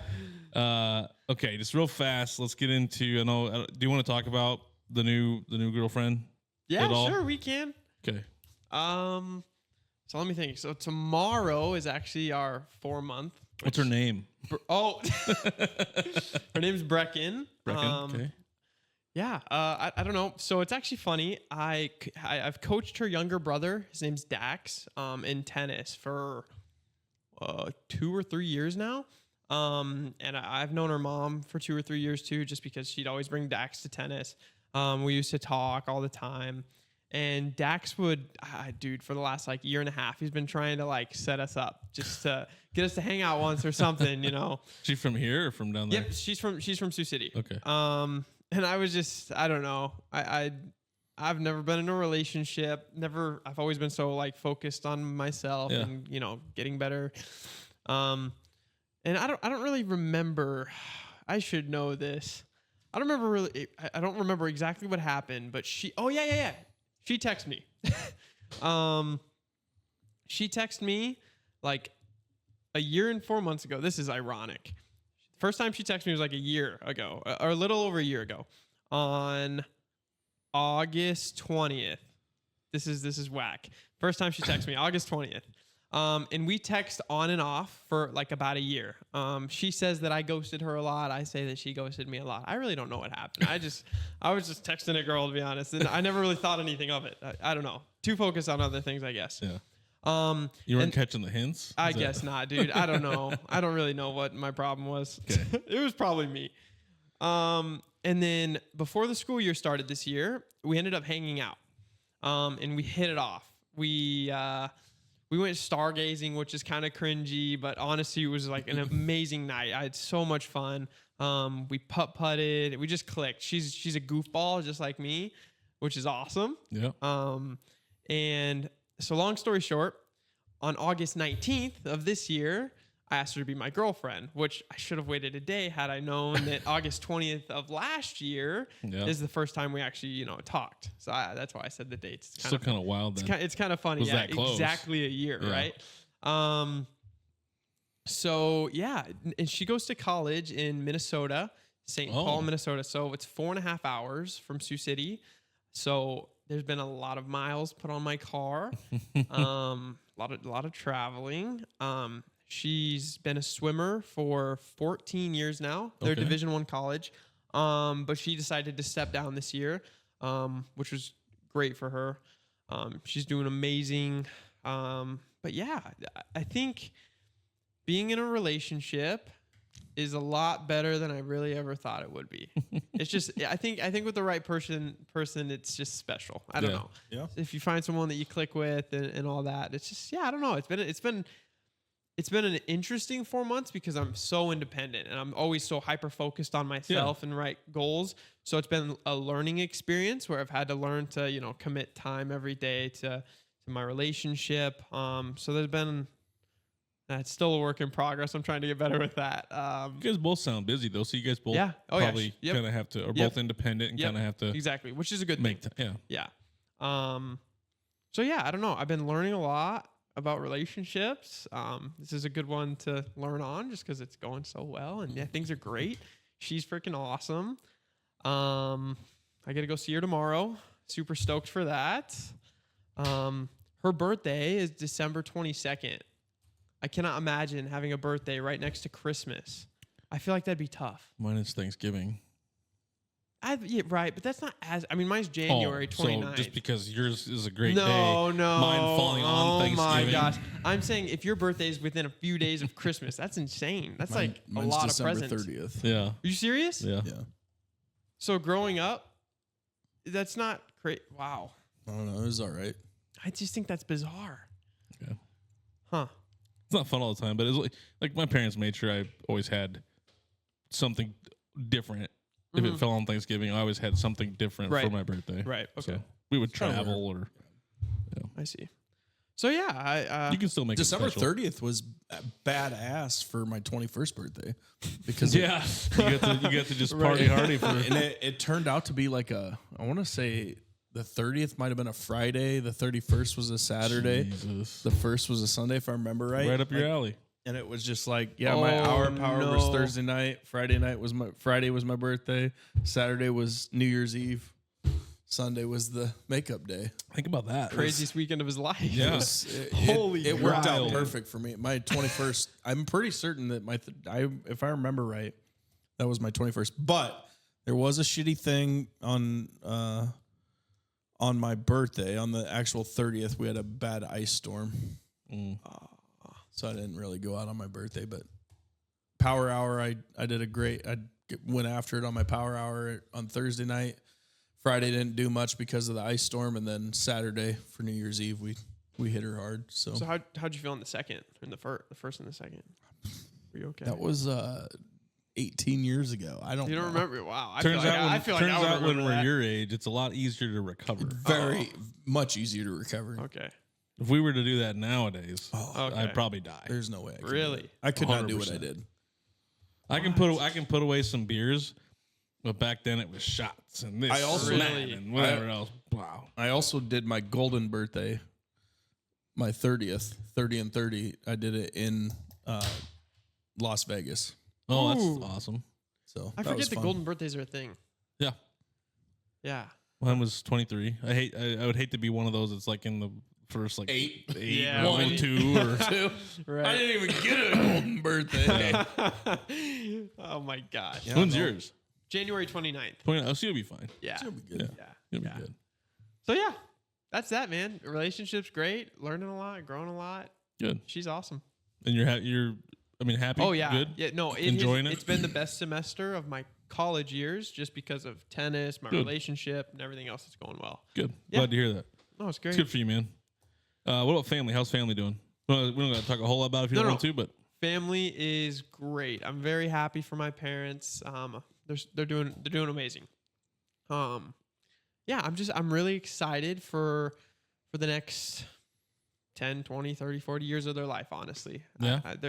I'm very proud of them and very excited for them. They're somewhat pivoting too right now, Yes. right? So I we don't have to go into it, right. but from what I know, and I think it's a yeah. You guys are just a family of pivoters. Right. Very funny guy. This guy with the jokes today, man. I can see, it is kind of a, No. Yeah. So I'm just excited. It's not a bad thing to be able to do that. Change, like, if I wouldn't have been able to take some change, we would have never done this. Right. Exactly. Him too. Yeah. So change is good. Like throwing change is good. Yeah. Write your own book. Right. But yeah, it's cool. No. But yeah, go ahead. No, yeah. I'm just really excited for them. They deserve, in my eyes, they deserve the world. And I hope that the rest of their lives are great. I'm just super stoked for them. Well, they raised a good kid. I'll give you that. This is me or Maddie. What day is today? Today's the 18th. We must be trying to get good Christmas presents. This is what we're doing here. Actually, you're sucking up. We're sucking up pretty hard. Tomorrow? It'll come out tomorrow. I don't know if I should say it. I'll say it. So I have this gift. Oh, she's gonna listen. I'll tell her not to. I have this gift for my parents. I want the. No, I'm just kidding. That'd be real bad. I want to listen, damn it. She'll listen to it later. Yeah, I'll tell her not to. I'll tell her she can't till after Christmas. All but right. I'm doing this thing for my parents this year. Back to the whole video editing and whatnot. I spent about 50 hours on a video during finals week and stuff while I was playing games. And it's basically a video that takes them through their entire lives, like their upbringing when they were kids. I had to get in contact with grandparents and other family to get pictures and all this. And it's a video that just that's me talking and just explaining their upbringing and everything they've accomplished and all this, and then just where they're at now and how proud and thankful I am and all this. And I'm mainly excited for Christmas to give them that because I just think they need to hear it, and I'm excited. Yeah. Your mother's gonna bawl her eyes out. She is. I sent it to my 3 cousins and Brecken and her mom, and everybody bawled. And none of them even really. It's gonna be an ugly cry. It's gonna be one of those. I think my dad's gonna tear up. Man. I think so too. Dude, I would. The older we get, the easier we tear up. I can tell you that right now. 100%.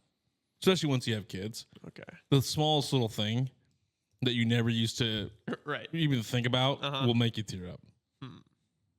So interesting. Well, I hope if I can get a tear out of that guy, it's gonna happen. I'm so excited to show them. I've been not showing them before. That's awesome Christmas. that you did that though. That's really cool. I'm excited. I don't even care about what I get for Christmas. I just want to give them their gift, man. I'm so looking forward to it. It's fun to be able to give gifts like that. Like look forward to giving somebody a gift. Yeah. When it means something like that. Yeah. I got this box. It's insane. Probably the size of just, the section that I'm on. Yeah. And it's got there's probably 10 other boxes all wrapped, that get smaller and smaller and smaller. And then the last box is like a little tape. Like if you bought a roll of tape just in a box. Yeah. There's a USB in it.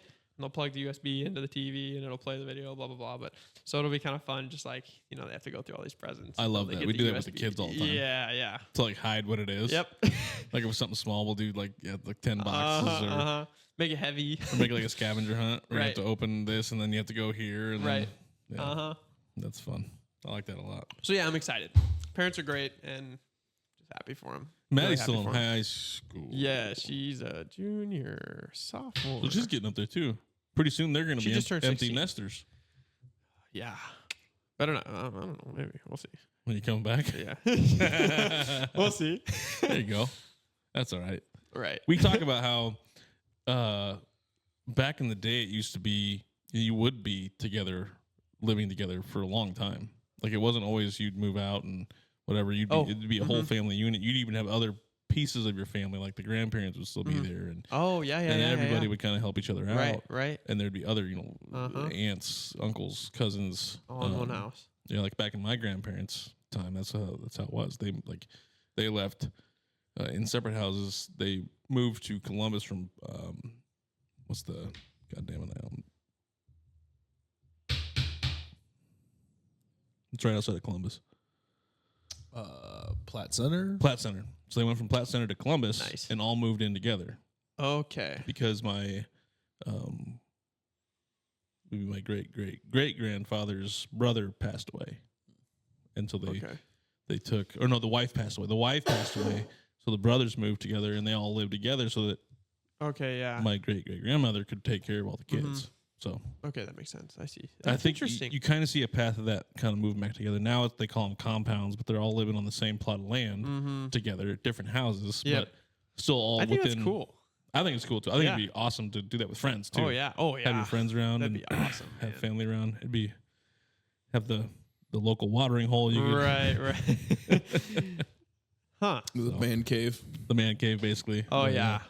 That'd be awesome. Yeah, definitely. Need that. Yep. In the she shed. In the she shed. They can have their she shed. Right. Let's talk just a little bit, just real fast, or not fast, but however you want to do it. Life and business. I know you're a very business-oriented person. You said you're wanting to go into the financial advising. Yep. Other than that, I know you've had so many different concepts of businesses that you wanted to do.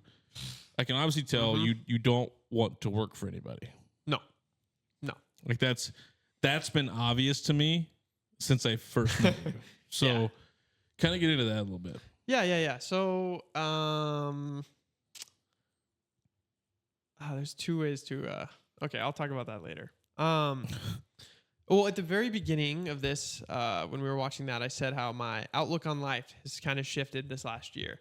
I'll get into that. Yes. Another pivot. You guys are pivoters. I'll get into that. So I think I dug pretty dang deep this year. I spent so much time just like really, really, really analyzing and reflecting and thinking, which has always been so hard because I think just, sitting there just thinking is just such a waste of time, honestly. I've always thought that. But I actually made myself do it a little this year, and I really, really, really thought about what it is that I want to do and whatnot. I love people. I love building relationships. I don't know. It's weird. I love people. I love talking to people. And beyond that, I want to help people in some way. I want to provide a service to people of any different, any social class, anything. I want to help anybody I can, no matter what their circumstances, whatever, right? And I have this mind for finance. I just love money. I don't know what it is. I just do. And so I started doing stuff. I started shadowing at random places in Sioux City, just like financial firms where they do retirement planning, investment portfolio stuff, whatever. Now, the thing about those is usually you're trying to get bigger clients, right? So it's hard to help everybody if you're doing that necessarily because you're probably going to seek bigger clients, right? But I still love the idea of the business because I think if you can find time and be okay with still helping anybody regardless of their wealth or whatever, however much money they have in their portfolio, I don't know. I and that's something I'd be willing to do because I seriously want to help people. I think that finance, whether it be, budgeting, simple things like that is actually very simple and not hard to do with the right plans in place and with the right mindset. And I think mindset's a big thing. And I do think I do think I'd be able to shift mindsets of people who like really struggle to, switch their mindset to, we need to save this every month. We need to budget this. We have to, and I don't know. I just love that idea. So that's what I really want to do. I really want to find ways to do that. And I think financial advising is a good stepping stone. And so far my plan is like, I'm going to work for somebody for maybe 3 to 5 years. I don't know. I need to do it long enough with a good enough firm to where I can learn everything I possibly can. And then after that, this is where things get a little more, I don't want to say gray, but like my mind starts running, right? If you think big, like Dave Ramsey. I like Dave Ramsey, but I also don't agree with everything he says. But I love how... It's good to hear. Yeah. But I love how they do things. I watch his stuff they post. They do a podcast. I watch a lot of it. And again, I don't agree with everything they say. I definitely don't. We can't really agree with any financial advisor 100%. Right. Because there's multiple ways to do it. Yeah. You can succeed. I mean, Robert Kiyosaki? Yeah. The real estate investor? Rich Rich Dad Poor Dad. Rich Dad Poor That's Dad. a good book. Yeah, he's pure like Debt. just go into debt, and then you have your Dave Ramsey, zero debt. Yeah. So I mean, they're both extremely successful. And that's one of the people. biggest things I don't agree with Dave Ramsey. I think that's a tool. But it works for him. I mean, he's not wrong. I mean, it can be successful to not be in debt though too. No, I think. But he's also, what I think of the Dave Ramsey thing is he's looking out for the average. Yes, exactly, Joe, exactly. Right, which and is that's fine. where I and do agree with. And his- there are people that need that, Yep, right? Yep, and that's where I do agree. That's my with point. A Is lot like of I what he think it says. can be. Yeah, it can. They're both. You can take a little bit from both of them. Correct. Mm-hmm. Correct. No, 100%, 100%. But Robert Kiyosaki or whatever has also said he's also big on, and he never has taken a paycheck, and he was big on like the minute you take a paycheck, it's basically over. Right. No. Yeah. So Where was I? sorry. No. I think that's really important actually, because it is hard. It's hard to, like, if you're as big as Dave Ramsey, it's hard to speak to everybody, right? Because maybe once you've done everything Dave Ramsey said, then you're in a good mindset and financial place where you can start taking on debt and use debt as a tool. And that's why I agree where he's talking more to the average person, saying anything bad about average people, whatever. But anyways, It's a good starting sport. right, spot. exactly. So when I think big, that's a creative job. Like, I could get the best of both worlds if I was to do maybe some kind of finance thing online where I can reach more people and help more people in that aspect. And I mean, the Ramsey, business, whatever, is huge. And their reach is huge. So that's one route and one thing I've thought about, while also maybe running a financial advising firm. I don't know. The problem with all this is there's only so many hours in a day to actually attack all these different thoughts and goals. Eventually, people can do the other things. Yeah. But those are the two things I'm really thinking about. Is just You should take a look at what Adam Olson's trying. He's kind of trying to do that exact same thing. You should go take a peek at some of the stuff that he's been doing. He might give you some ideas or a path of how that works. Interesting. Okay. Maybe I can get you guys can talk. Yeah. Yeah, I would love that. He's a great dude. Okay. But he's a financial advisor who has wrote 3 books. He's wrote 3 books and he's doing podcasts now, videos and Wow. Yeah. I got to meet him. Yeah, so him and I, so he's been on the podcast twice, and him and I bounced ideas off of each other. We started everything almost, because when I reached out to him to be on it, he's like, "Oh, well, how are you doing all this? Because I'm kind of maybe starting a podcast too." Mm-hmm. It's like, that's awesome. Like, and it was obviously more financial focused, but it's all that lane. So yeah, I'll have to introduce you guys. Yes, please. That'd be awesome. Yeah. Okay. Yeah, especially if that's the path you're wanting to go down, because I really think it is. because I really do. he's a down to earth, real, like he won't try to overinflate anything, or he'll give you the even keeled. he'll And give a you family guy. Family guy. He'll give you a straight. He'll be a straight shooter. Right. Yeah, it's good stuff. Cool. Yeah. Sorry, I didn't mean to go on that. No. Awesome. Yeah. Sweet. Yeah, I don't know. I think that's just kind of where my mind's at with everything. And every time I think about it, it'll just put like a weird smile on my face. So I think that tells me that I do think I'm really excited for it. Now, no matter what you do, I don't think it's always going to be, up here. There's going to be downs, right? There's more downs than ups. Yeah. So I'll tell you that. Yeah. In whatever you do. Right. Yeah, it doesn't matter if you're being in life in general. Yeah. Like Yeah. it doesn't matter if it's business, Anything. work, pleasure. There's always more Yeah. downs than ups. Yeah. That's part of life. Right. Yeah. Just gotta embrace it. It's just Gotta embrace it. navigating it. Yep. Is Yep. the real that's And the learning real from thing. the downs. Uh-huh. Correct. Because if you learn from your downs, it makes your ups that much higher up. 100%. Oh, and with all that, I have some big real estate goals. Yeah. That's something you learn from your Me padre. yeah. But what's interesting about all of this is kind of with what I said at the beginning of the podcast. I've kind of, while I've done all this reflecting and whatnot this year, my mindset mindset has really shifted. I used to be so like money driven in life, so money driven in everything, like materialistic things. That's what I all wanted. And a lot of that shifted to where, like, honestly, I could really get through life in a room the size of this with a, a little kitchen and little bed. Obviously, if you have a family and kids, it doesn't work like that. But like, I don't need a nice car. I don't need any of these things. Like, I just want to travel, do all this other stuff. Like, I could care less about the money. I'll make what I need, and then honestly, the rest, I don't really care. And so, like, that's kind of been my struggle now. Is like, what do I do with that mindset? Because I do have all these big goals. But if I go for these, like I'm still chasing, I'm not chasing a dollar sign, but I don't know. Sorry, I think about these things when I talk about them. It's a problem.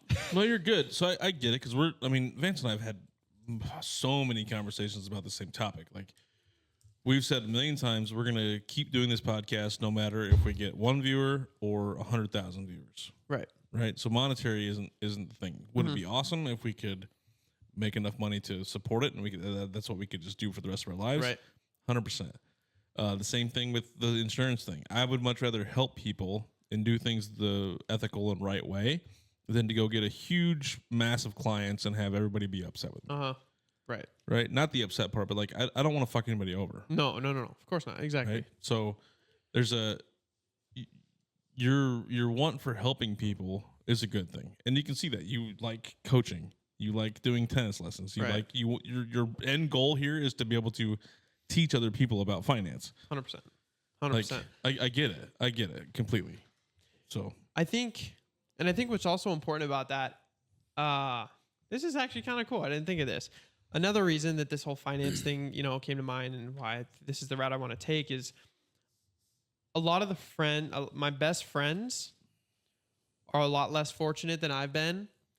And I've heard a lot from them. I mean, they'd be talking to me tearing up, and then I'd start tearing up because I just feel horrible. Like, why was I so lucky to get blessed, with the parents I have, just everything I've been blessed with. Right. And I think that's kind of my why as to why I want to help other people. I want to help people that haven't been,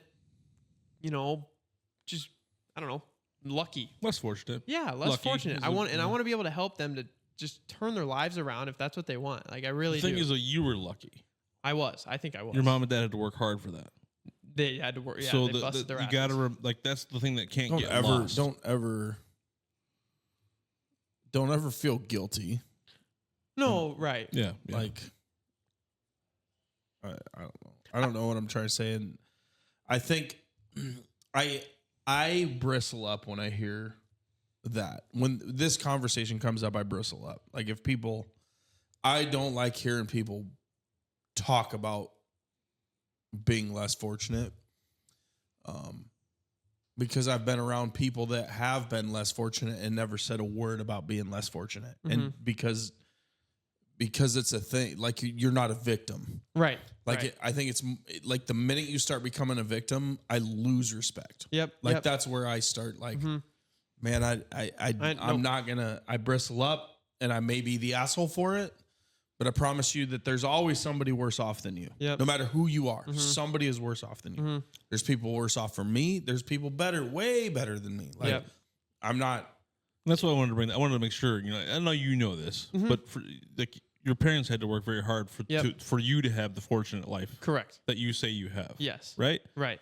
So hard work still has to be a key proponent of that. Now, I get there are situations where people are less fortunate because they, but you've seen so many people that can come from nothing and do well. It's all about. There's a lot of people that are supposedly less fortunate, and they're doing nothing to help. Right. Them. We have a choice. They're personally doing nothing to help that. Right. So, like, that's what we want to. I don't feel. We bad always try to get that point. No, across. 100%. Yes. Yeah. Sorry, and I apologize if I came off. Don't apologize. No, that's why we're having a discussion. Right. I was trying to not be like harsh because like no. The minute this, and Zach knows the way I feel about it. Like, I just bristle up when I hear stuff like, I don't like victimhood mentality. Yep. It's like, not that he doesn't feel not feel bad for I have people. empathy. No, like, I completely understand.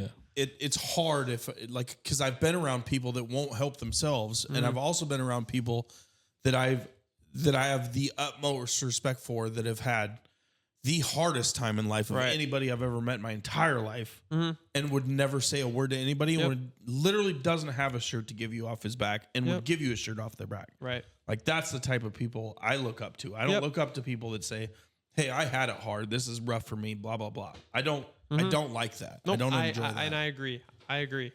But the thing that we do like is that you will be the person that is fortunate that will give your shirt off the back, which is how I am. Right. Or try. That's what I strive to do. Right. Yep. And not saying that I'm super fortunate, but I'm more fortunate than most people. Yeah. Right. Yeah. I'm at a point in my life where there are certain times where even I've had conversations with my friends. There are things that I don't have to worry about. Right. Like, I don't have to sit here and You and stress I about literally certain had things. conversations. I didn't want to bring that up. I mean, But so Vance and I have had conversations. We just had one at Bags the other day. I think it got brought up at Bags, where we were talking about the price of drinks, and I said, I just said, there's a point in time where I would have always thought about that, and now I just don't, because I just want to get through the night, and I just don't want to stress about it. Right. And I don't have to. And that's a privilege for me. Yeah. I don't try to like put it in people's face Right. or anything, but him you and I never have. No. No, this was just a conversation. Yeah. We've had these conversations. I just want to be clear that him and I can have conversations about things like that, and I've had it with other people, and some people get a little offended. Vance doesn't get offended, but It's hard. It's hard to offend me. Well, I'm just trying to speak about my life. No, I get it. Or maybe trying to, not saying you, but other people, trying to get them to understand you can get to this point. Oh yeah. I'm not the smartest guy. I'm not the I don't know what else to say. I'm not perfect. Yeah. In any way, shape, or form. I have so many flaws that it's fucking ridiculous. But I've gotten to the point where I'm at because I've tried to work hard to get there. Right. And I try to give back as much as I can. Yep. Yeah. So. Oh, that's good. And I honestly, I completely agree. I think the victim mindset is bad. I didn't mean to be harsh. No. I'm I just bringing it up. I just didn't word that correctly. No, you're good. But yeah, no, I think everybody has, easy for me to say, but everybody has the choice to change or to try, right? Everybody does. Everybody does, no matter what. There are tools and things out there. As long as you follow some rules, there are things. Especially now, I feel like there's a lot of tools now. That's what I mean. So yes, I agree 100%. But yeah, I don't know. Just sometimes if you're in a bad spot, sometimes you have to follow rules to get out of it. Yeah. I mean, that's the easiest way I can put it. There are things out there for everybody. You just sometimes have to follow rules for a certain amount of time to be able to do those things. Right. Everybody's got battles. Yeah. Everybody's got demons. Yeah. Everybody's got sacrifices that got to be made. And some people, I mean, I make the wrong decision a lot. I'm constantly making the wrong decision. Do it all the time. And it's a never-ending battle. Like, hey, maybe I shouldn't do this. Maybe I shouldn't do that. Maybe this is where I need to move to. And yeah, happens all the time. Do you like your outlook, though? I think your outlook is good. I think you have a good head on your shoulders for what you want to do. We kind of have the same outlook on that, so that's kind of why I resonate with that a little bit. Right. All I want to do is do well enough to help people out.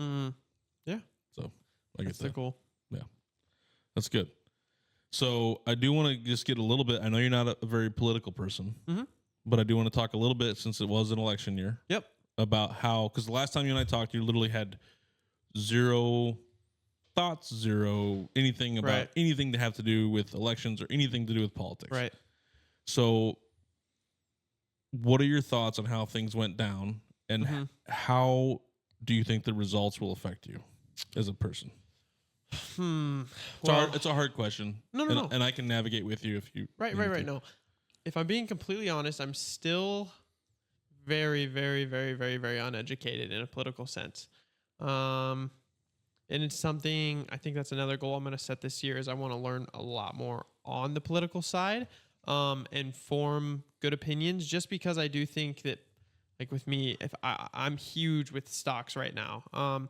And I think politics have a big play in that, as well as, economic factors, different things like that. And so I think knowing and having general knowledge of what the hell is going on is very important. And that's something I want to work on. As far as the election, I really don't.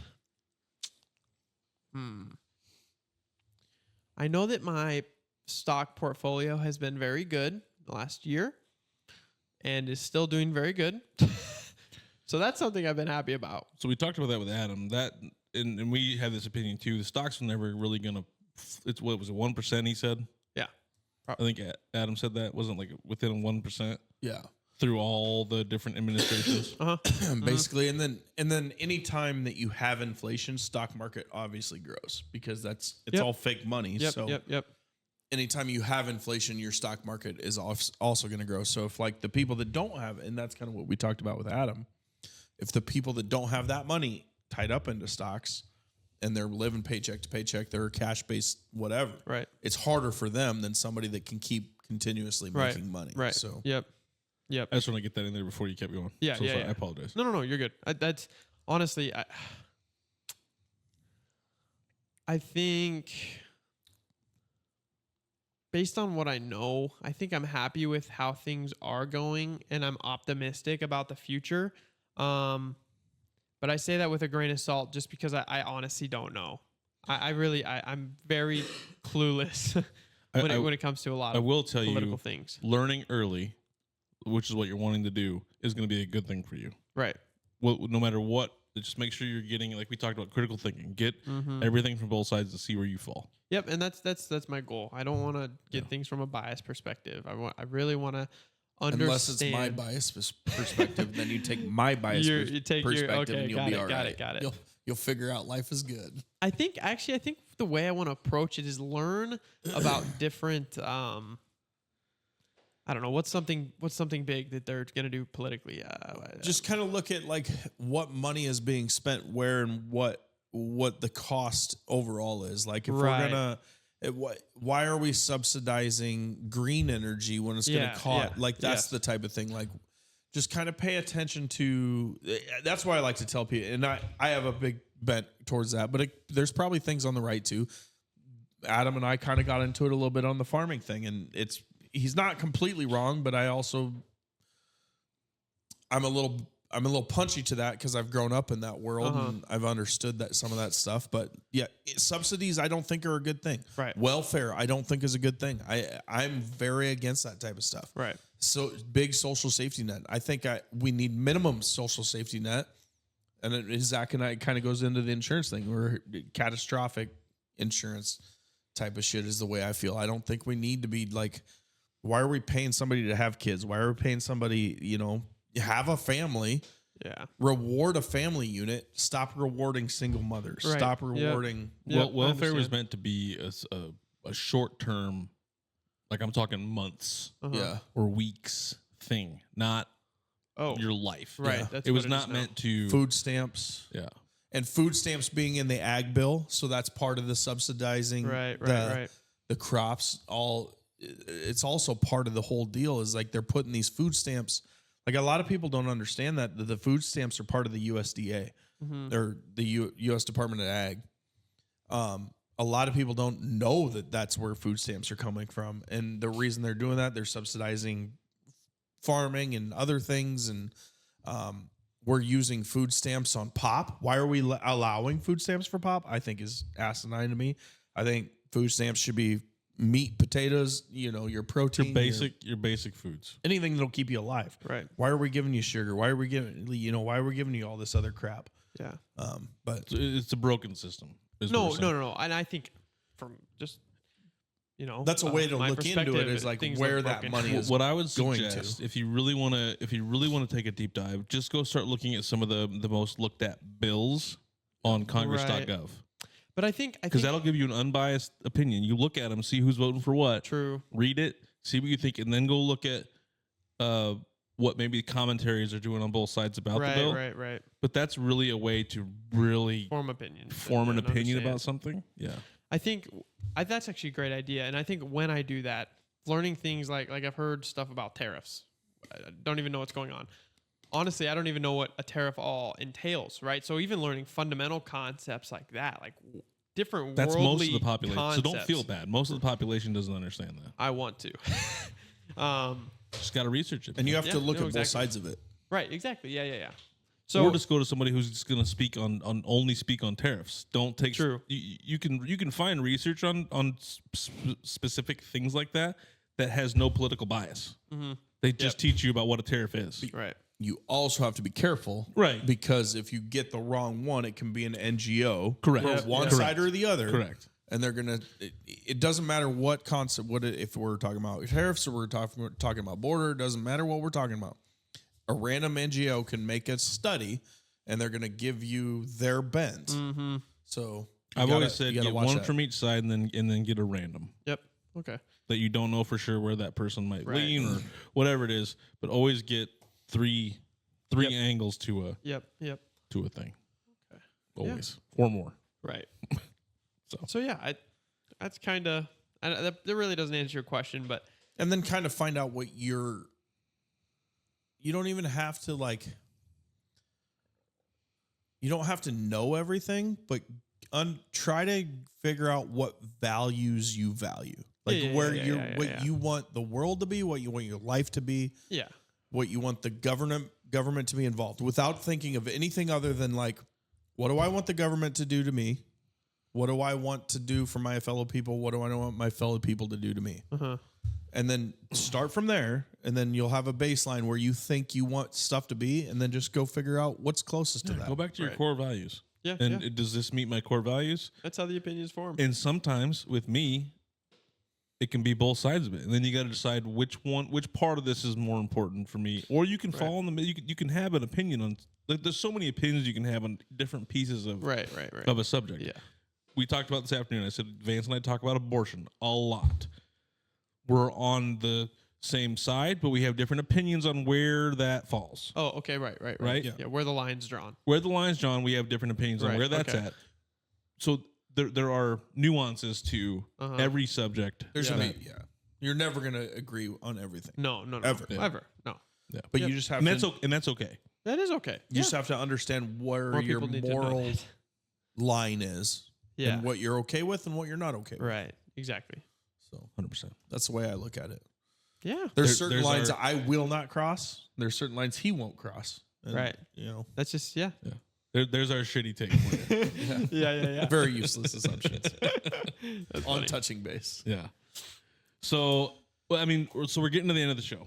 Is there anything else you want to get out to? We play a little game at the end of the show. Okay. But is there anything else you want to get out to the people about you? Did I miss something?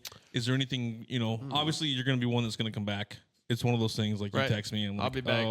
And it just turned out that we were going to have another interview and they rescheduled last minute Monday. I'm like, hey, you want to let's do it again. All right. You want to come do this? All right. Well, I would say if I'm going to be on this podcast again, then I'll say something. I would say by next podcast, we're going to have a real political conversation because I'm going to understand things a lot more. So in 2 weeks. So you're coming on 2 weeks. Whoa. So that means you're coming on useless? Wow. You're not you're skipping touching base and coming to useless. Useless it is. Okay. Trial by fire right there.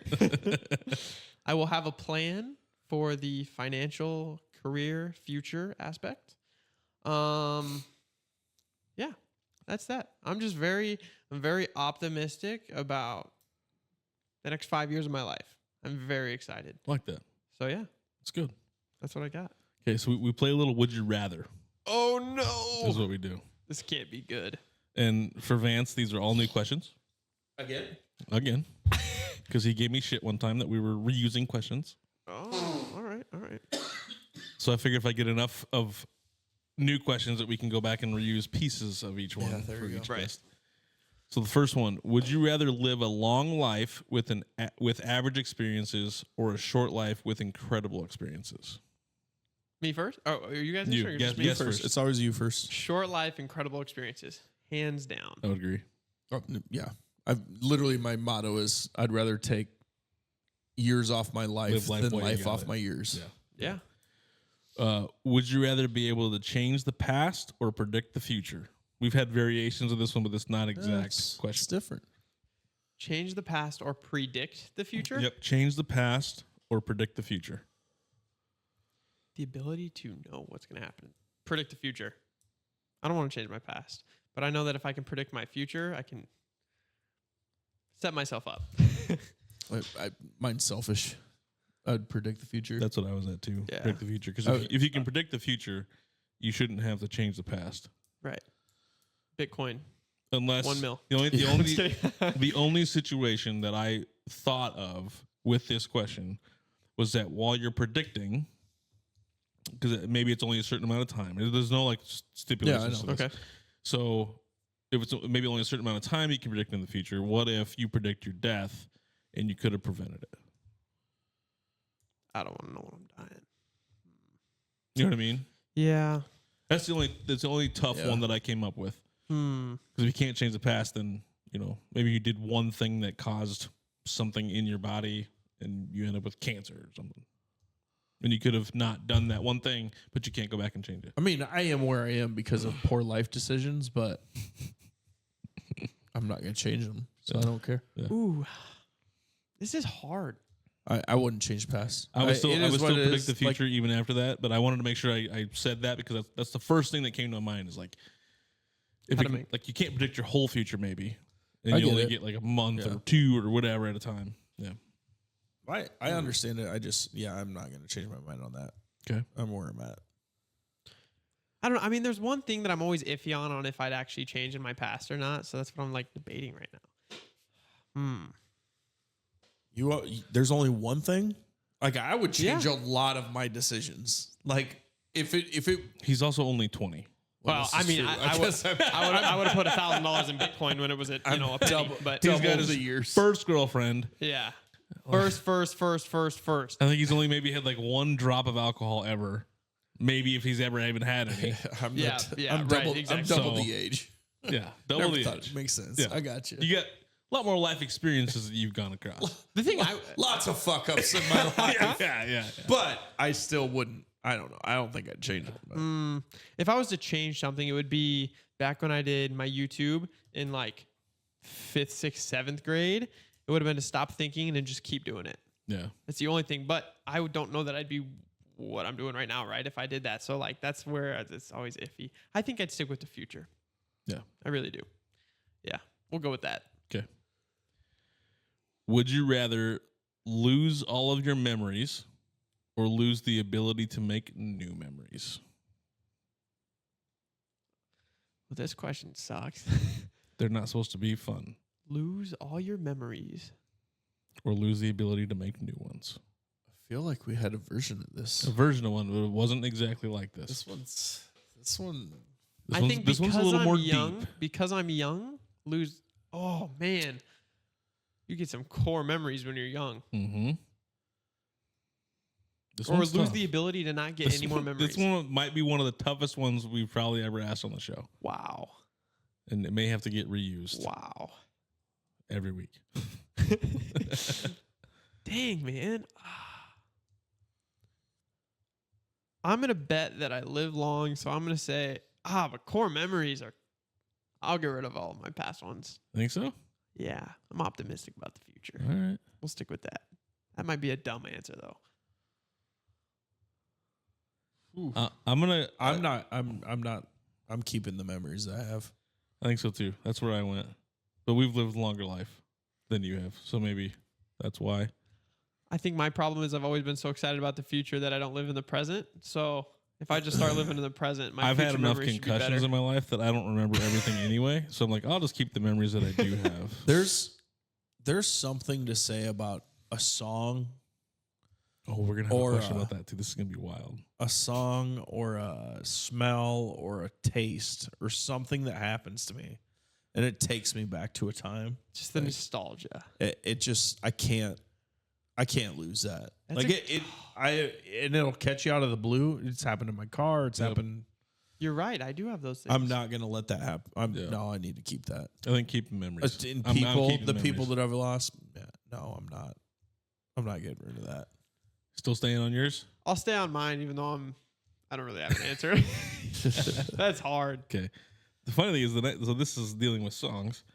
Would you rather listen to one song the rest of your life or never be allowed to listen to the same song twice? Wow. I had my answer pretty quick. One song. Nope, because I love music. I think I would want to be able to at least listen to more. I'm gonna have even to. though I can't listen to it again. All right, you answered it for us. I think I'm gonna have to go there. Yeah. You want to stick That's with a that? good point. Man, that sucks though. Yeah. You're making life hard with these questions. Yeah. That's what these are supposed to be difficult questions. Jeez, man. This one's easy. I mean, not easy, but it's a little easier one. Not as in depth. All right. Would you rather have no internet or no cell phone? Oh, no cell phone, 100%. Yeah. Oh, I hate cell phones.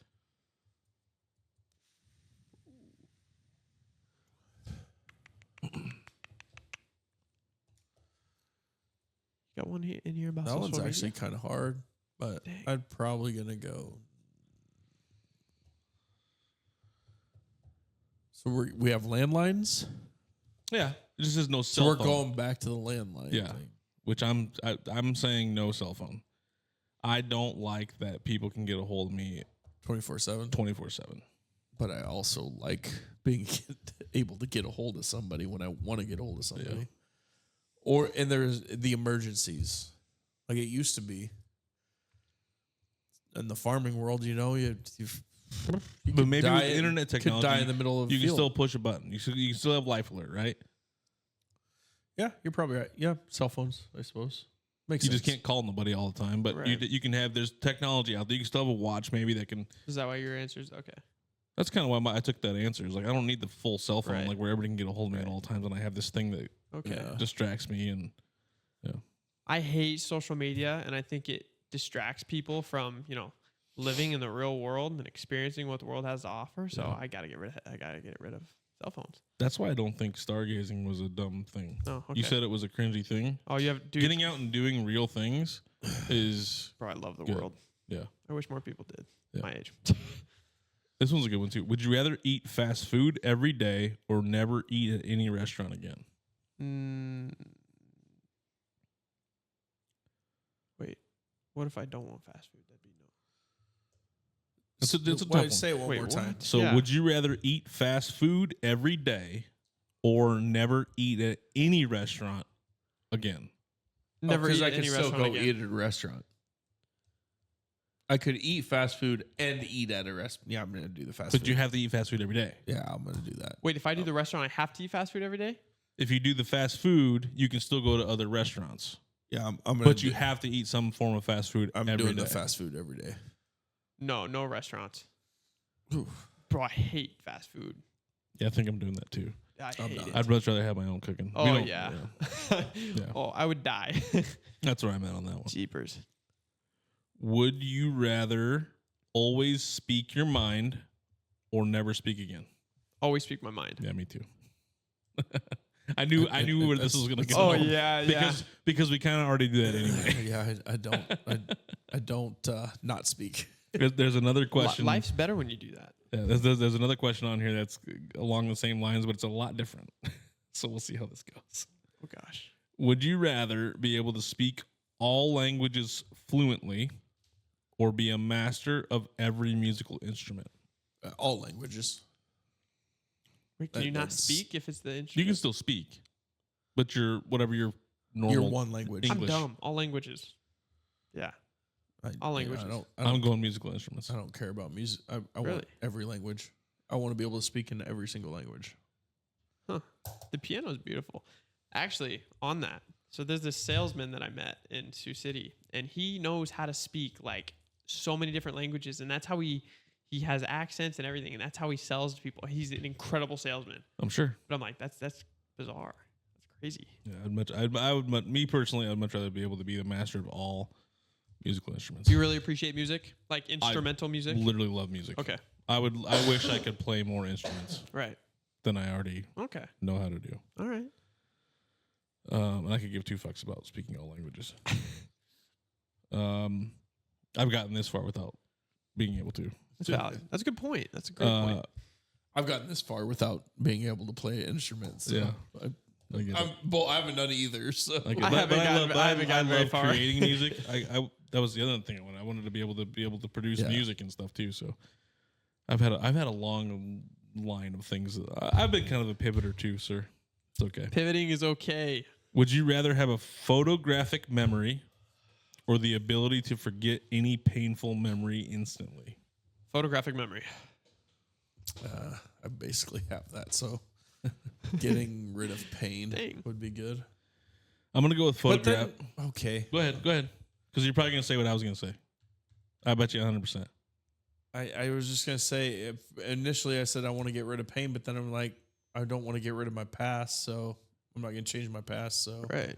Because pain in past makes you better, right? Yeah. I think photographic. I think having those memories makes you a better person. Pain in past makes you better. I like that. Yeah. Quote it and put it on the wall. There you go. This is the last one. Would you rather not be able to speak for a month or have to speak every thought that comes to your mind for a week? Not speak for a month. I knew that was going to be your answer. Yeah, man. I can't. There's no way. I'm the same way. Yeah. Some of the thoughts that comes to your brain, you're just walking down the street. Ooh. Yeah, I'm not. Your brain goes to so many. If it was places. like a day, I'd maybe do a day, but a week, no, not a fucking chance. Although I did think of this. You could just isolate yourself for a week. You just go hang out in my basement for a week, just saying just to nobody. Yeah, just the most vile. I kind of thought of that too. I was up. like, I can just do that. Just isolate myself for a week. Gosh. I'm like introvertedly extrovert or extrovertedly introvert. I don't know, but I need these times where like I just like to just be by myself. Oh, like yeah. nothing. Yeah, around. everybody needs that a little bit. And so like I could just take a month of just like blocking everything out. That sounds kind of awesome. I think my blood pressure would go down a little bit. I wouldn't, or it would go up because I'm not yelling at somebody. Maybe that's a problem. Maybe I need to yell at people. Oh, interesting. I mean, this could kill me. We're uncovering some things here. This could kill me. Is this your therapy session? This could We're here for you. Either somebody's going to kill you. This is difficult. No, I would kill myself from not being able to yell at somebody for not doing their job. That was the other side of the coin. But what you say is going to get you killed. Yeah. Shit. Oh yeah, right. Come at me, bro. Jeez. Hey, No, I ain't scared. I ain't ever scared. Those might be the best ones we've had on the show yet. I still don't know what I'm doing there. I think I'm gonna do the month. The month? Okay. I think And that's you're a sticking smart with the route. month? Oh yeah, dude. Are you kidding me? I don't know what I want to take. If I can isolate myself for a week, I'll take the week. If I could just sit in a room by myself for a week. Oh well, then I'm doing. That's. I'm taking I think that. we're cheating at that Yeah, point. that's though. I think cheating, we're It man. doesn't say it, but sure. Oh I think my we're gosh. cheating. Yeah. No Okay, we're isolation. cheating. I'll take the month. That's fine. All right, yeah, no isolation. That works. All right, man. That's the show. What do you think? Hoorah. What do you think? It was fun. Good No, it was time? good. Yeah, dude. I'm glad I got to come back. It's so interesting. I can't believe it's been a year, but yeah, it was just good. It was good. I'll have to do this next year. Yeah, I'm glad that you guys got to meet finally. Yeah, I know. You got to experience Because he Chase. kept getting to hear about you for a year, Yeah. basically. Apparently, I'm the talk. I did not know that. Well, like I said, when we bring up episodes, we talk about Right. past episodes quite a bit. Like at our year anniversary, we talked about things, and you Yep. got brought up then. Yep. And, yeah, it's good stuff. Yeah, man. We enjoy it. This was a lot of fun. Good. Tell people. Do you want to be able to tell people where they can find you for lessons, or you want to wait on that? For tennis? Yeah. I don't even know where they're supposed to reach me. My phone number. Well, don't give that on the Yeah, podcast. I don't know. Let's not do that. Talk If to you- Zach. Yeah, if you want to get in touch with Chase for tennis lessons, go ahead and just reach out to Agent Life Media Group, and we'll get you hooked up. I would love to build the tennis community in Norfolk. That is a goal of mine. Also. There you go. So there we go. Let's do that. I'd love to give tennis lessons. Awesome. Well, again, I really appreciate being on. It's always a lot. It's always a lot of fun bringing you on. It's fun. Yeah, no, Yeah. I appreciate it, guys. Awesome. Well, thanks to my co-host Vance Neidig. Without him, this show would not be what it is. Huge thanks to Chase Carter. Really appreciate you making time for us today, and keep on the lookout for more great episodes. We'll see you next week.